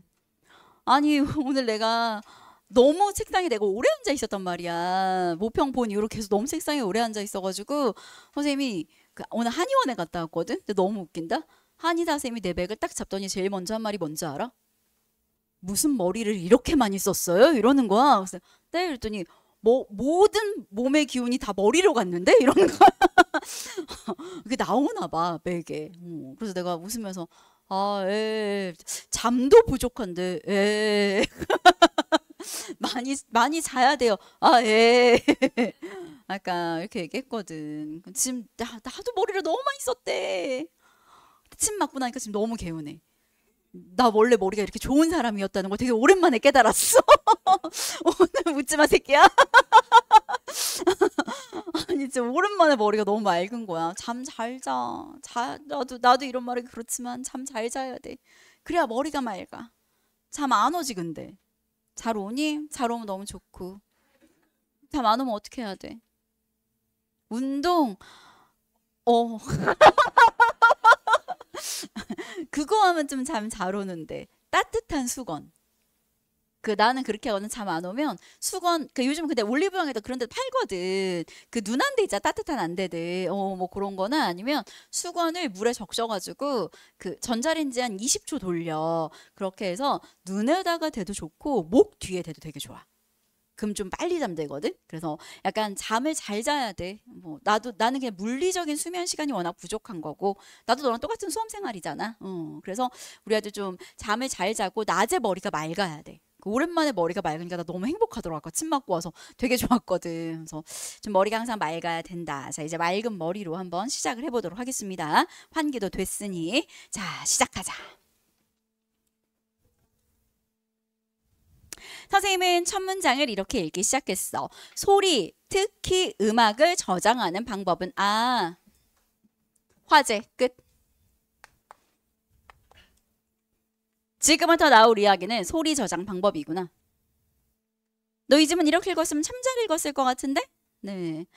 소리, 특히 음악을 저장하는 방법은 축음기에서 시작하여 매체의 발명과 발맞추어 많은 발전을 이루었다 라는 첫 문장을 보자마자 우리가 생각할 수 있는 건 일단 화제가 소리, 음악 이런 걸 저장하는 방법이구나. 두 번째, 이 글은 통시적으로 전개되겠구나. 얘들아 내 머릿속에 들어와 볼까? 나는 왜 이 글이 통시적으로 전개될 거라고 생각했어? 그치, 여기서 시작했다 했으니까 또 매체가 뭐 됐다 그랬어 얘들아? 발명됐고 많은 뭐를 이뤘다 그랬어? 발전. 그럼 최소한 뭐 어떤 통시적으로 뭐 이때 이랬는데 이렇게 발전했어 뭐 이런 구조가 나오겠죠. 축음기의 원리는 간단합니다. 끝부분에 날카로운 바늘을 장착한 뭐 원뿔형의 나팔을 준비하고요. 그 밑에 회전판을 대고 소리를 이렇게 들려줍니다. 그럼 소리는 나팔의 진동으로 바뀌게 되고요. 그 진동의 형태를 따라서 바늘이 판에 홈을 만들어서 소리를 저장합니다. 어머 잠깐만요. 이 부분부터 한 번만 다시 읽어볼까? 바늘이 이 부분 읽어주세요. 시작. 아, 바늘이 판에 홈을 만들어 소리를 저장한대요. 소리를 저장했어. 얘들아, 어디에다가 소리를 저장했다고? 홈에다가. 자, 그럼 일단 이걸 가지고 15번의 2번 선지. 축음기 판에 새겨진 홈은 저장된 소리에 해당한다라는 일단 요 놈은 처리 가능. 끝 됐습니까? 네. 자, 계속 갑니다. 이쪽으로 오세요. 이것이 초기 녹음기의 원리인데 통시라는 걸 다시 한번 확인할 수 있네요. 왜 초기라고 이야기했으니까 뒤에는 뭐 다른 녹음기가 또 나오겠죠. 물론 훨씬 더 발전된 녹음기. 자, 그 아이는 소리를 아날로그 형태로 저장했고, 그러면 뭐 약간 핵심이 음악이 아니라 소리 이런 건가 봐. 소리를 아날로그 형태로 저장했고, 이후에 등장한 매체에서도 한동안 소리를 아날로그 형태로 기록했대요. 그럼 전 안 읽어도 알아야 돼요.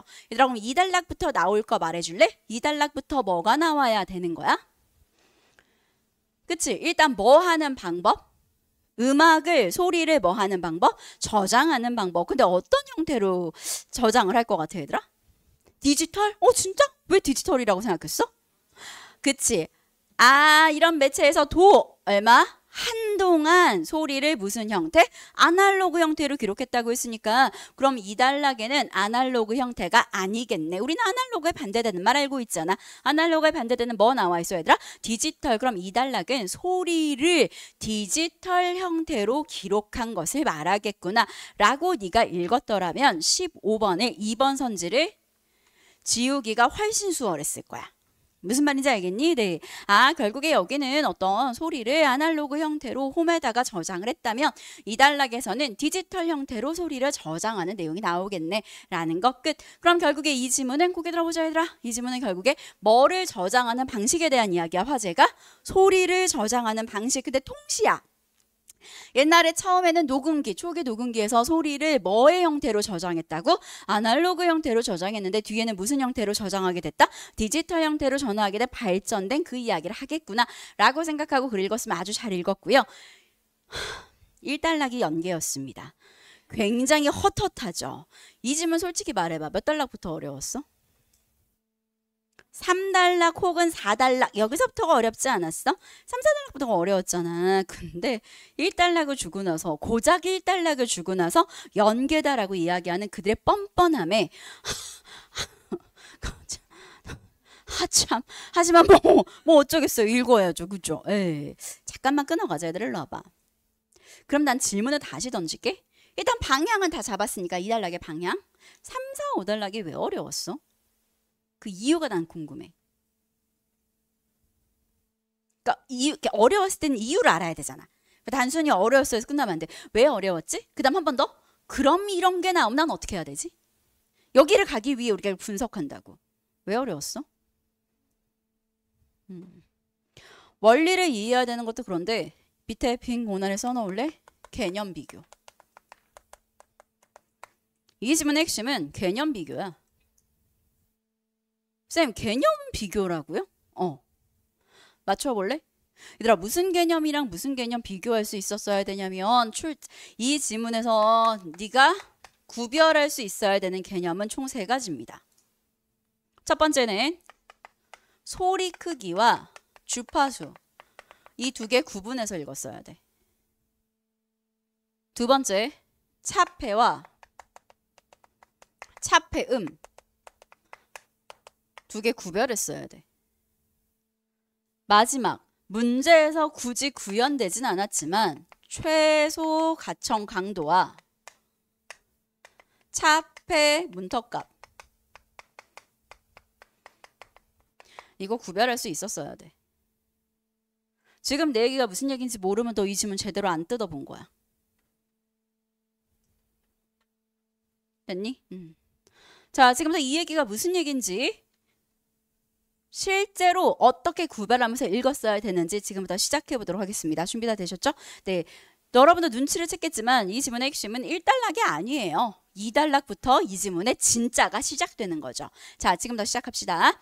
현재는 소리를 어머 우리의 예상대로 무슨 말이 나와 있어 얘들아? 디지털 신호라는 말이 나와 있네. 아, 넌 디지털이란 말을 보자마자 1단락에는 아날로그가 반대되겠군. 이란 생각을 자연스럽게 할 수 있었을 거고요. 디지털 신호, 즉 이진수로 이루어진 오디오 신호로 바꾸어서 똑같은 말이네. 이걸로 바꾸어서 파일로 저장한다. 어머 얘들아 멀리 떨어져 있지만 쌤 궁금해졌어. 파일로 저장하는 거 말해줄래 얘들아? 뭐를 이 파일로 저장한다는 거야? 뭐를? 그렇지. 소리를. 소리를 오디오 신호로 바꾸어서 이 오디오 신호 이진수.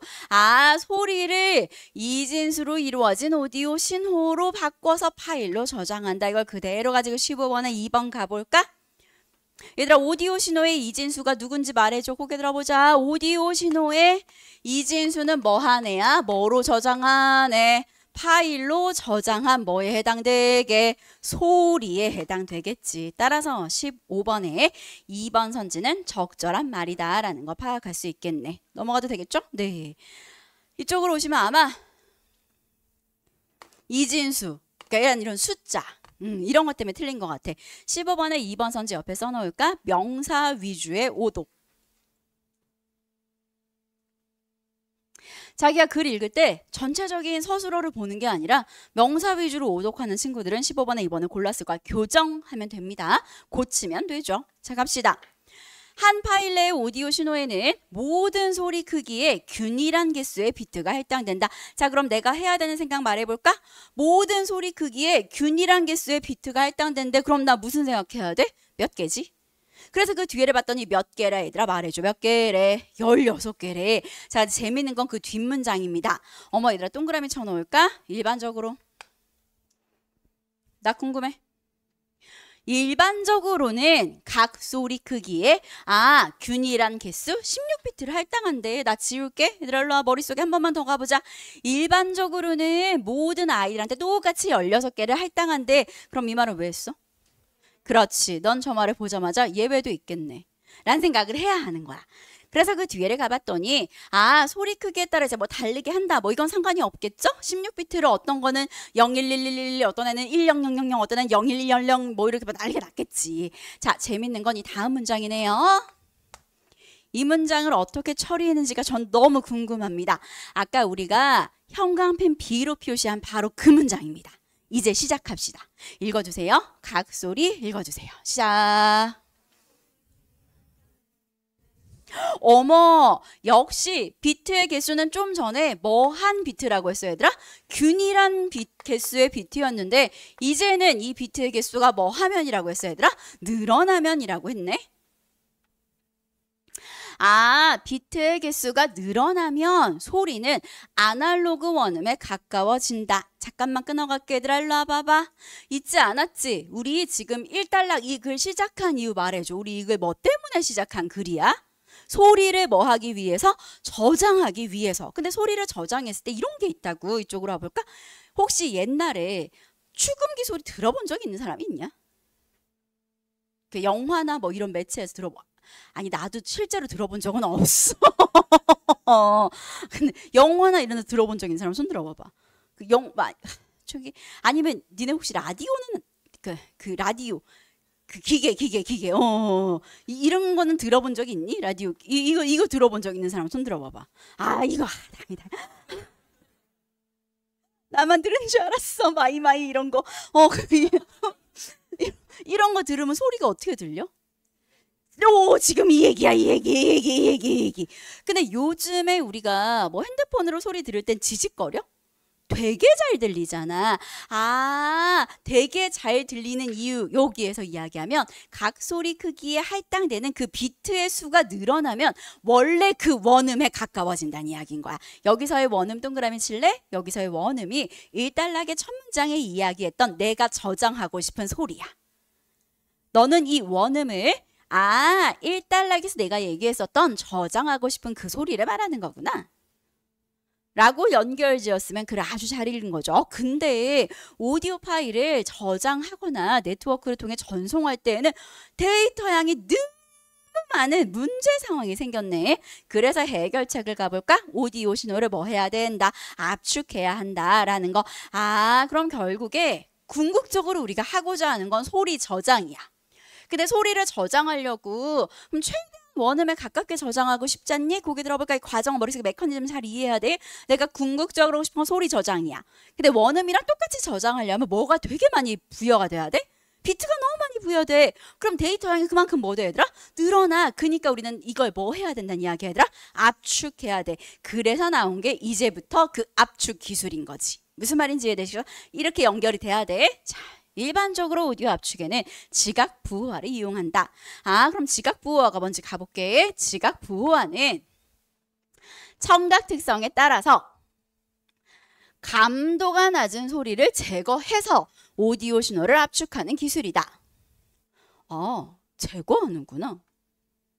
그래서 그 뒤에를 가볼게. 이 청각 특성에는 최소 가청 강도와 차폐가 있다.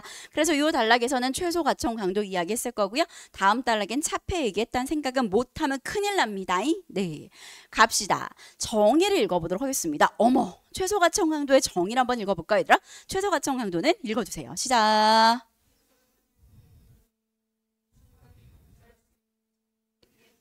아까 우리가 형광펜 A를 표시한 문장이네요. 얘들아, 최소값은 최소값인데 뭐의 최소값이라고 나와 있어, 얘들아?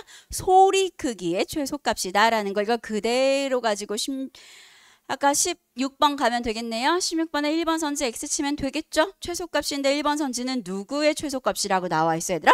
주파수의 최소값이라고 나와 있으니까 X 치면 되겠지. 끝. 됐나요? 네. 자, 계속 가도록 하겠습니다. 아, 최소 가청 강도보다 큰 소리는 들을 수 있지만 왜? 최소 가청 강도는 진짜 조용할 때 우리가 감지할 수 있는 소리 크기의 최소값. 너무 조용한데 들리는 약간 굉장히 소리 크기의 최소값. 근데 여기 막 시끄러워. 우리 쉬는 시간에 내가 아무리 앞에서 이렇게도 안 들릴 거 아니야. 굉장히 조용할 때 지금 너무 수없이 다양한 소리를 내고 있네. 굉장히 조용할 때 감지할 수 있는 예를 들어주는 거죠. 여러분의 이해를 돕기 위해 그런 최소값이고요. 이거보다 큰 소리는 당연히 들을 수 있겠죠. 여러분 지금 제 목소리 너무 잘 들리잖아요. 하지만 이거보다 더 작은 소리 안 들릴 수 있거든요. 네, 작은 소리는 들을 수가 없다고 합니다. 아, 최소 가청 강도는 주파수별로 크기가 정해져 있대요. 그래서 저는 이 문장도 재밌다고 생각했거든요. 한번 가볼까요? 예를 들어부터 한번 갑시다. 찾으셨나요? 예를 들어 1000Hz부터 10,000Hz 사이에는 아주 작은 소리도 들을 수 있지만 이 문장을 잘 봐. 100Hz 이하의 뭐에서는 이라고 되어 있어요, 얘들아.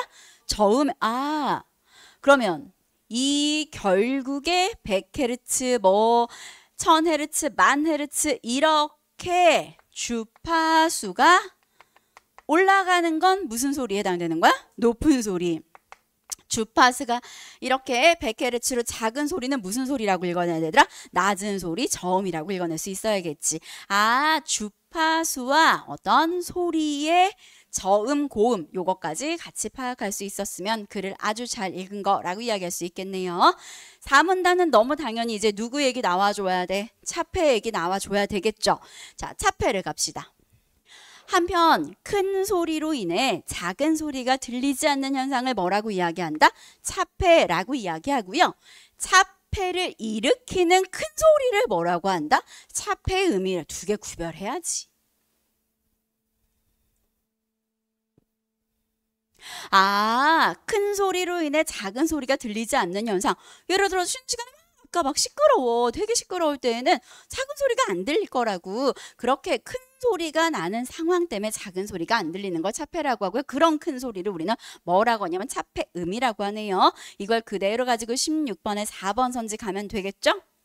16번에 4번 선지에 아까 우리가 표시한 게 다 있었어. 현감의 내의로 표시한. 그런데 뒤에를 봤더니 차폐가 아니라 차폐 뭐라고 되어 있어? 두 개 구별할 수 있었어야지.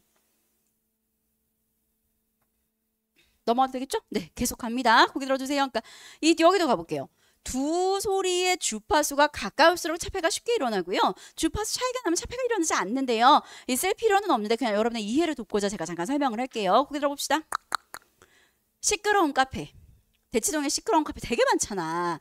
우리가 스타벅스에 가볼게 막 그 저녁 시간, 점심 시간 할 때 스벅 가보면 너무 시끄럽잖아.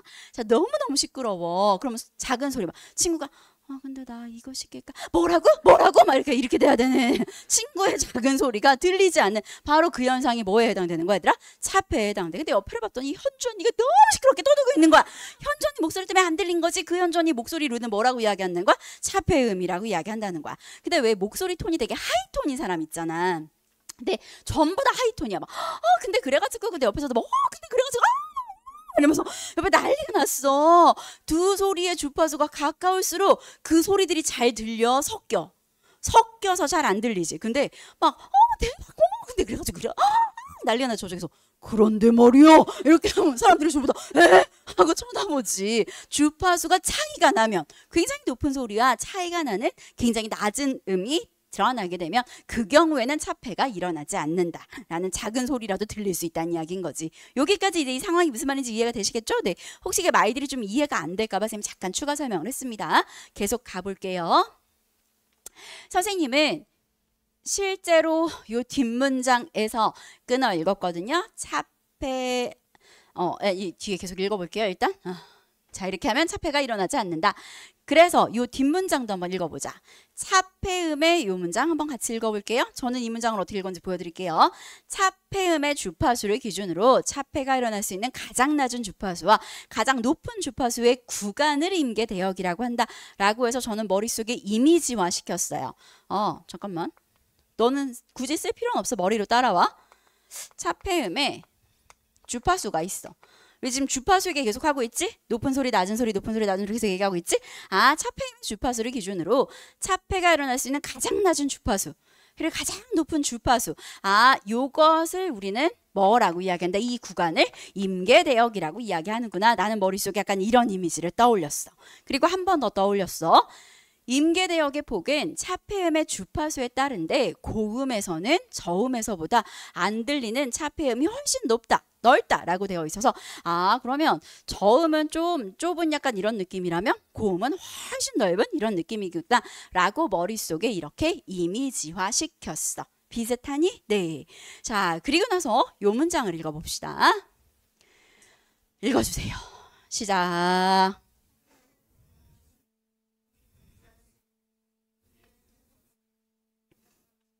그래서 나는 실제로 끊었거든. 너도 끊어봐봐. 내가 끊은 이유 말해봐.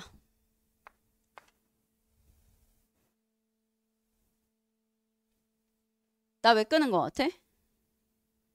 내용이 조금 달라지지 않았니? 뭐 끊어도 되고 안 끊어도 되는데 상관은 없는데 난 네가 끊었으면 좋겠어. 왠지 보여줄게. 얘들아 일로 와봐봐. 이 슬래시를 기준으로 앞에는 계속해서 소리와 뭐의 관계를 이야기하는 거야? 소리와 주파수의 관계였지. 근데 여기를 보자. 차폐를 고려한 실제 청각이 감지할 수 있는 지금부터 뭐에 대한 이야기로 바뀌어 얘들아? 소리 크기로 바뀌잖아. 소리 크기의 최소값을 차폐 문턱값이라고 한다. 아무리 막 시끄러워도 어쨌든 감지할 수 있는 그 정도는 들리지 하는 그 최소값을 차폐 문턱값이라고 하고요. 출제자는 아마 계속해서 여러분이 소리 크기와 주파수 이 두 개를 구별하길 바랬던 것 같아요. 그게 아까 16번의 1번 선지로 구현이 됐었던 포인트고요. 그리고 지금 봐서 알겠지만 그러니까 이걸 읽을 때도 너가 끊어 읽을 수 있었으면 훨씬 좋았겠죠. 큰 의미는 없지만 고개 들어볼까요? 저 궁금해졌어요. 최소 가청 강도랑 차폐 문턱값은 어떤 차이야? 둘 다 최소값 아니야? 소리 최소값? 나 뭐가 다른지 모르겠는데. 뭐가 달라? 그치. 상황 세팅이 다르잖아. 최소 가청 강도는 굉장히 뭐한 상황이었어 얘들아? 조용한 상황. 그리고 차폐 문턱값의 상황은 뭐였어 얘들아?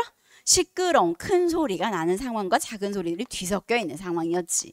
두 개는 상황 세팅이 다른 거야. 넘어가도 되겠죠? 네. 지각 보호하는 이런 성질들을 이용해서 오디오 신호를 압축합니다. 자, 이제 오디오 신호를 압축해 봅시다.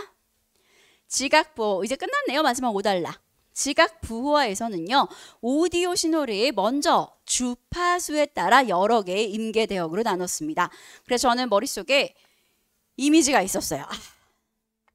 주파수가 낮은 구역에서는 이렇다가 뒤로 갈수록 뭐 점점 넓어지는구나. 약간 이런 식으로 머릿속에 임계 대역을 나눴고요. 각 임계 대역에서 최소 가청 공도와 차폐음을 고려해서 차폐 문턱값을 구합니다. 우리가 형광펜에 표시한 그 문장이 돌아왔네요. 자, 이제 이 문장을 잘 처리해야 돼. 고개 들어. 우리 지금까지 얘를 향해 달려온 거야. 너의 원기옥을 모아서 지금부터 이 문장을 처리해 보도록 하겠습니다. 읽어볼게요. 소리 크기와 갑시다. 읽어주세요. 시작. 스탑. 일단 이 문장은 중요해 보여. 냄새가 나. 왜 어떤 말이 나와 있으니까? 수록이란 말이 나와 있으니까. 비례관계는 100% 문제 구현. 의미로 더 접근하자. 일로 와. 저거 왜 중요해 얘들아? 나 궁금해. 저 소리가 어떤 소리인지. 일로 와볼까? 소리 크기랑 차폐 문턱값의 차이가 크대. 아까 차폐 문턱값은 큰 소리였어? 작은 소리였어?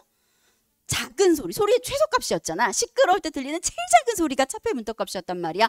근데 걔랑 소리 크기의 차이가 크대. 그럼 이 소리는 어떤 소리야 얘들아? 그치. 굉장히 크고 뭐한 소리? 선명한 소리야. 무슨 말인지 여기까지 이해돼서 귀에 잘 들리는 선명한 소리란 말이야. 그런 선명한 소리에는 어머 기억나니 얘들아? 여기에다가 비트를 뭐 한다? 많이 할당해서 소리의 손실을 낮춘다. 다른 말로 바꿔볼까?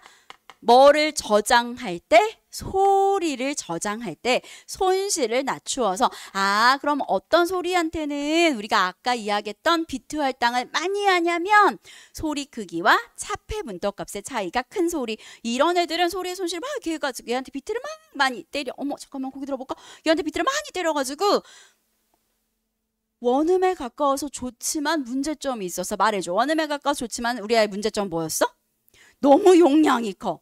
그래서 우리는 이거 우리 기술의 목적에서 그게 뭐 하는 거였어 얘들아? 압축. 어머 아까 압축 가봐봐. 우리 아까 3단락에서 압축할 때 방법 기억나니? 강압축이 아니었어. 뭐라 그랬어 아까 얘들아? 제거해. 누구를 제거해? 감도가 뭐한 소리? 낮은 소리. 그럼 고개 들어보자. 동어 치환 시켜보자. 소리 크기와 차폐 문턱값의 차이가 큰 소리는 무슨 소리라고 해야 돼? 감도가 높은 소리. 그렇지.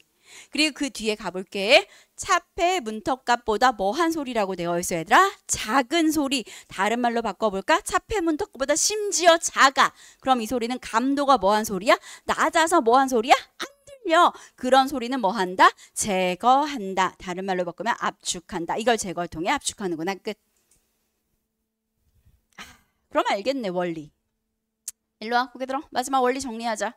그럼 이 원리 우리한테는 잘 들리는 소리가 있고 안 들리는 소리가 있네요. 자 여기서 압축의 원리를 말해볼까요?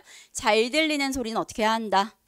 비트를 많이 때려서 더 잘 보존하고 안 들리는 소리는 어떻게 해야 한다? 제거한다. 그게 원리야. 그래서 마지막 지각 부호화는 각 임계 대역마다 다른 비트수를 할당해서 품질 저하는 최소화 대신에 제거해서 압축 소리를 압축하는 기술, 오디오 신호를 압축하는 기술이다라는 거. 끝. 지문 정리 시간 드리고 문제 금방 풀겠습니다. 됐지? 가자. 문제 풀자 얘들아. 고개 들어주세요.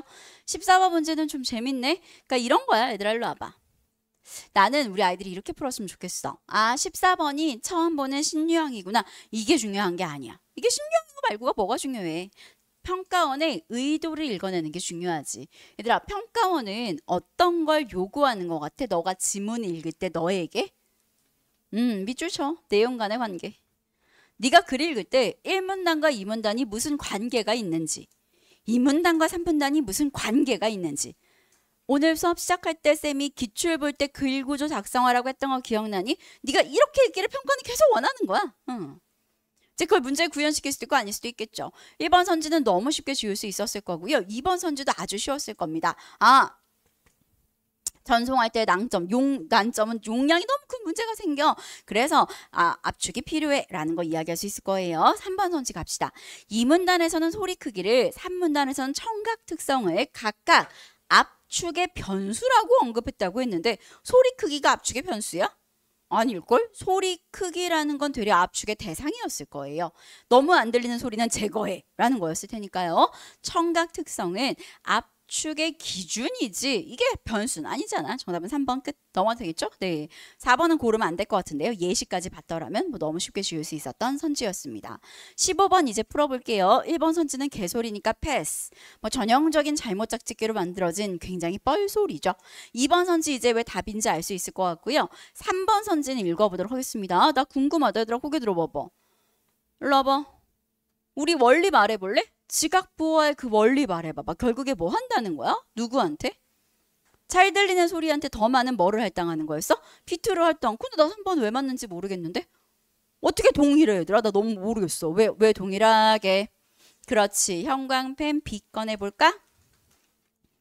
압축 전에다가 표시. 압축 전이잖아. 맨 처음에는 동일하게 몇 개? 16개. 아, 15번에 3번 선지 옆에다가 써놓을까? 조건 누락. 조건 누락 때문에 틀린 거예요. 자기가 3번을 패스했으면. 됐습니까? 네, 4번 선지 이제 내용 알고 나니까 너무 뻘소리네요. 반대니까요. 넘어가도 되겠죠? 네. 자, 이제 16번 문제도 가보도록 하겠습니다. 16번에 아까 우리가 헷갈렸던 1번 선지 이제 주파수 아니라 소리 크기라는 거 고개 들어볼까요? 출제자가 아까 일로 와요. 제가 아까 개념 구별하고 읽으라고 이야기했잖아요. 출제자가 요 두 개를 구별했으면 싶었던 게 1번 선지인 것 같고요. 이 두 개를 구별하면 싶었던 게 4번 선지인 것 같습니다. 넘어가도 되겠죠? 네. 5번 선지 같은 경우에는 차폐음의 어떤 주파수가 임계대역, 안 들리는 임계대역보다 커. 그럼 들리겠죠. 뭐 차폐가 일어나지 않겠지. 그런 큰 소리와 작은 소리가 섞여서 들릴 테니까요. 이런 임계대역까지가 차폐가 일어나서 안 들리는 거. 그럼 벗어나면 차폐는 일어나지 않겠죠. 넘어가도 되겠죠? 네, 뒷장. 고개 들어봐봐. 나 궁금해. 일로 와봐. 정석대로 풀어줄까? 내가 시험장에서 푼 대로 풀어줄까? 아, 그래. 그치? 일단 내가 시험장에서 푼 대로 보여줄게. 나는 시험장에 사실 이렇게 풀었거든. 딱 17번 보자마자 풀기 싫다. 이게 내가 했던 첫 번째 생각. 그리고 다시 이제 풀었어. A, B, C, D가 있고 뭐 서로 다른 임계대역에 있다라고 해서 뭐 A, B, C, D 이렇게 이제 읽었지. 자, 그리고 나서 내가 파악했던 건 뭐냐면 우선 이거부터 파악했어. 1번 선지를 내려갔다. 그러니까 뭐 일단 축을 확인하고 나서 1번 선지를 내려갔더니 뭐 A는 들을 수 있다, B는 들을 수 없다 뭐 이렇게 돼 있는 거야. 아, 그럼 일단 두 개만 비교하면 될 것 같아. 얘들아, 들을 수 있다, 없다는 누구만 비교하면 돼?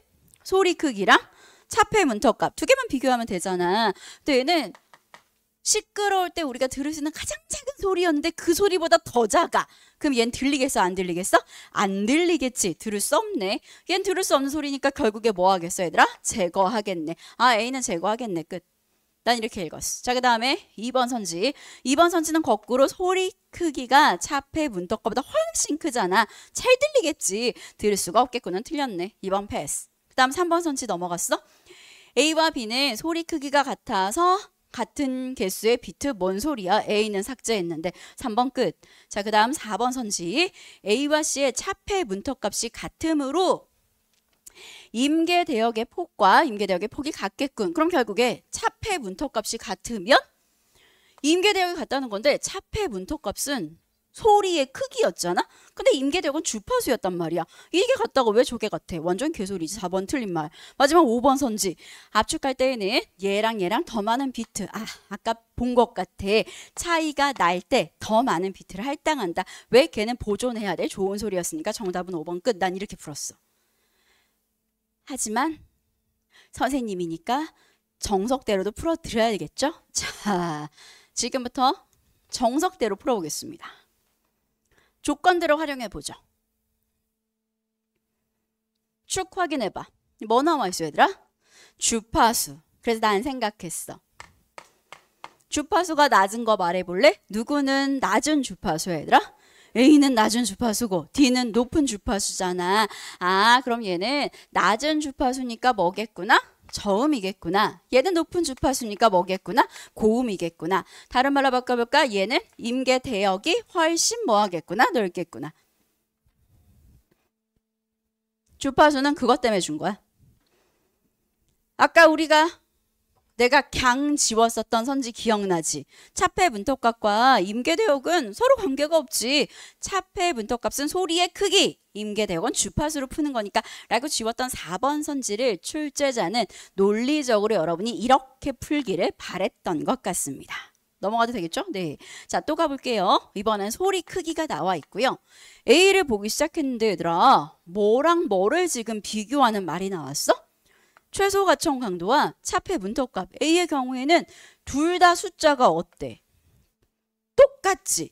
엄청 조용할 때 우리가 들을 수 있는 소리와 큰 소리와 작은 소리가 섞였을 때 들을 수 있는 이 소리의 최소값이 똑같단 말이야. 그럼 다른 말로 바꿔볼까? 그럼 뭐가 일어나지 않은 상황이라고 일어나야 돼, 얘들아? 차폐가 일어나지 않은 상황이구나. 너네들은 이 두 개가 동일한 것을 통해서 아, 차폐가 안 일어났네 라고 읽어낼 수 있어야 돼. 그럼 거꾸로 가볼까? 얘네들은 전부 다 차폐 문턱값이 훨씬 크지? 그러니까 결국에 나머지 이 BCD는 전부 다 뭐가 일어난 상황이구나? 차폐가 일어난 상황이구나. 조용할 때는 요만큼만 해도 들리는데 아, 이거 가지고는 안 들려. 이 정도는 돼야 들려. 라고 했으니까 얘네들은 그럼 차폐가 일어난 상황이겠네. 라는 거. 넘어가도 되겠습니까? 네, 출제자는 아마 여러분이 이렇게 풀기를 바랬던 것 같아요. 그리고 나머지는 소리 크기와 차폐 문턱값을 비교하는 거니까 이건 더 이상 설명드릴 필요가 없을 것 같습니다. 이렇게 하시면 독서 끝! 정리 시간 드리고 쉬겠습니다. 수업 시작한 지 2시간 됐거든요. 되게 빨리 갔네요. 그죠? 동의 좀 해줘. 이여배가 문 열어라 하기 전에. 훑어보세요. 가져갈 거 정리하세요. 됐나요? 선생님은 이 세트에서 14에서 17세트에서는 우리 아이들이 고연습 좀 하면 좋을 것 같아. 정의 좀 끊어읽는 거. 아까 요거는 우리 4번에서 9번 세트 할 때도 쌤이 좀 정의, 너가 SF의 정의를 끊어읽었으면 병렬이라는 게 훨씬 잘 보였었을 거야. 기억나지? 이것도 마찬가지. 그 연습이 돼야 소리 지문이 쉽게 풀렸을 거야 라고 이야기했었는데 너가 읽을 때 정의를 끊어 읽었다면 소리 크기와 주파수 두 개의 개념을 구별하면서 읽지 않았을까 싶습니다. 됐나요? 네. 그리고 기술의 목적 생각하는 거. 그리고 나서 이제 봐봐. 14에서 17번 형광펜 표시한 거 이제 다시 보면 첫 번째 형광펜은 쌤이 왜 표시했는지 알 것 같아. 2단락에서. 아날로그 원음에 가까워진다에 쌤이 표시했잖아. 왜 나는 거기에 표시했냐면 우리는 지금 소리를 저장하는 거잖아. 그럼 최대한 원음과 가깝게 저장해야 되기 때문에 그런 1단락에서 읽었던 화제와 관련되는 놈이라서 쌤이 거기다가 표시한 거야. 3단락에는 설명할 필요가 없을 것 같아. 당연히 기술의 목적이 나와 있으니까 표시를 했겠지? 그럼 어떤 놈을 제거해? 그래서 5단락을 가보면 제거하는 놈은 누구냐면 차폐 문턱값보다 작은 소리들은 들리지 않으므로 제거해야 돼 라는 말이 나왔던 거야. 무슨 말인지 이해되시겠죠? 근데 얘만 제거만 한다고 소리가 원음과 가까이 들리는 건 아니잖아. 그러면 원음과 가까이 하기 위해서는 누군가한테 비트를 많이 할당해야 되겠지. 그럼 보존할 만한 가치가 있는 놈, 소리 크기와 차폐 문턱값의 차이가 큰 그런 소리한테는 비트를 많이 할당한다라는 게 이 지문의 궁극적인 내용이었던 거지. 뭔 소린지 아시겠죠? 근데 한 번만 더 갈게요.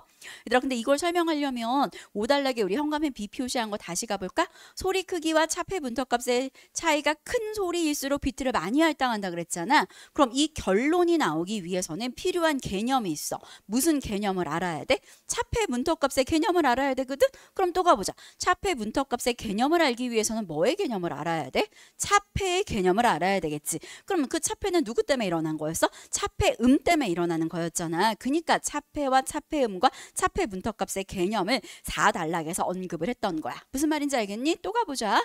해당 소리 크기에 비트를 많이 할당하여 라고 했잖아. 그러면 누구한테 비트를 할당하는지, 원래 비트는 어떻게 할당되는지가 나와야 되겠지. 그러니까 앞에는 2단락이 나왔던 거야. 무슨 말인지 되겠니? 그러니까 이게 앞에 나왔던 애들이 밑밥 정보였던 이유는 5단락을 설명하기 위해서는 반드시 차폐, 차폐음, 차폐 문턱값, 그리고 비트수, 주파수 이런 걸 다 설명을 해줘야 된다고. 그러니까 앞에 나온 애들은 밑밥 정보인 거고 그 모든 걸 뚫고 우리가 진짜로 중요하다고 생각했어야 되는 내용은 5단락에서 그래서 누구한테 비트를 할당하는데? 그래서 누구를 제거하는데? 어떻게 압축하는데? 라는 이 문장까지 도달할 수 있었어야 됐다는 거지. 기술의 목적 항상 생각하자라는 건 이제 너무나 잘 알아. 근데 이제 그걸 실전적으로 적용하는 게 잘 안 되는 거죠. 그래서 그런 것들을 좀 가져가면 좋겠다라는 생각을 했습니다. 됐나요? 네. 독서는 요렇게 하면 좀 연습이 될 수 있을 것 같고요. 이쪽으로 오시면 좀 매력적인 오답 패턴들이라는 게 있었잖아요. 아까 우리 7번이나 8번 뭐 이런 거에서도 다 매력적인 오답들 이야기했었기 때문에 우리 아이들이 이런 오답 패턴들을 연습을 해보고 싶을 것 같은 거죠. 그래서 이미 아까 기출의 클리셰를 나눠드렸으니까 확인해 보시면 좋을 것 같고요. 얘들아 자료집 한 번만 잠깐 그 파란 색깔 구름 있는 거 꺼내볼래? 거기 짠 넘겨보시면 첫 번째 페이지에 아마 총평 나와 있을 거예요. 이제 인강 친구들은 인강 그 공지사항에 올려놨거든. 네, 여기다 올려놨으니까 거기에 보시면 이번 시험 어땠고 제가 아까 초반에 PPT로 띄워드렸던 내용 있잖아요. 거기 다 써놨습니다. 뒷장 넘겨보시면 정답률 나와 있죠. 요 정답률을 좀 잘 활용하면 좋을 것 같아. 내가 뻘짓해서 틀린 건지 아니면 실제로 출제자한테 낚시질을 당한 건지를 확인해 보시기 굉장히 좋을 것 같고요. 선택 비율도 나와 있잖아. 선지별 그 선택 비율을 통해서 내가 틀린 문제뿐 아니라 골랐던 선지들의 특징들도 분석해 보시면 아주 도움이 될 수 있을 것 같습니다. 뒷장을 넘겨보실까요? 기출의 클리셰 표 다시 있을 거고요. 뒷장 넘겨보시면 문제 1번부터 5번 선지까지 전부 다 친절히 설명되어 있을 겁니다. 그리고 보기 해설 보이시나요? 제가 아까 보기를 해설 그냥 이렇게 안 하고 그냥 바로 답을 고르는 형태로 설명을 했는데 굉장히 보기 해설을 상세하게 잘 써놨거든요. 그러니까 나 보기 이렇게 읽었나? 나 지문이랑 동어치 하나면서 이렇게 접근했나? 라는 것들을 꼭 확인해 보시면 좋겠습니다. 이쪽으로 오세요. 이거 하지 마. 내가 이걸 나눠주면 우리 애들이 그냥 조금 생각하고 이걸 봐. 그리고 이해됐다. 안 돼. 쉽게 얻은 건 쉽게 잃어. 네가 먼저 생각하고 고민하고 분석을 막 했어. 근데 내 생각이 맞나? 선생님은 아까 보기 해설을 안 해줬어. 선생님은 아까 공공 저널리즘 설명 안 해줬어. 어떻게 읽는 게 맞는 거지? 궁금해. 그럴 나의 사고 과정과 해설지를 비교해서 이렇게 읽었으면 됐네. 이 부분은 제대로 읽었네. 라는 걸 확인하는 용도로 사용해야지. 이걸 읽고 납득해봤자 뭐해. 이건 내가 쓴 건데. 우리 교재팀이 쓴 건데. 이걸 읽고 납득하는 게 중요한 게 아니라 너의 생각과 이걸 비교하는 게 중요한 겁니다. 아시겠죠? 네. 쉬는 시간 가지고 문학 이어갈게요.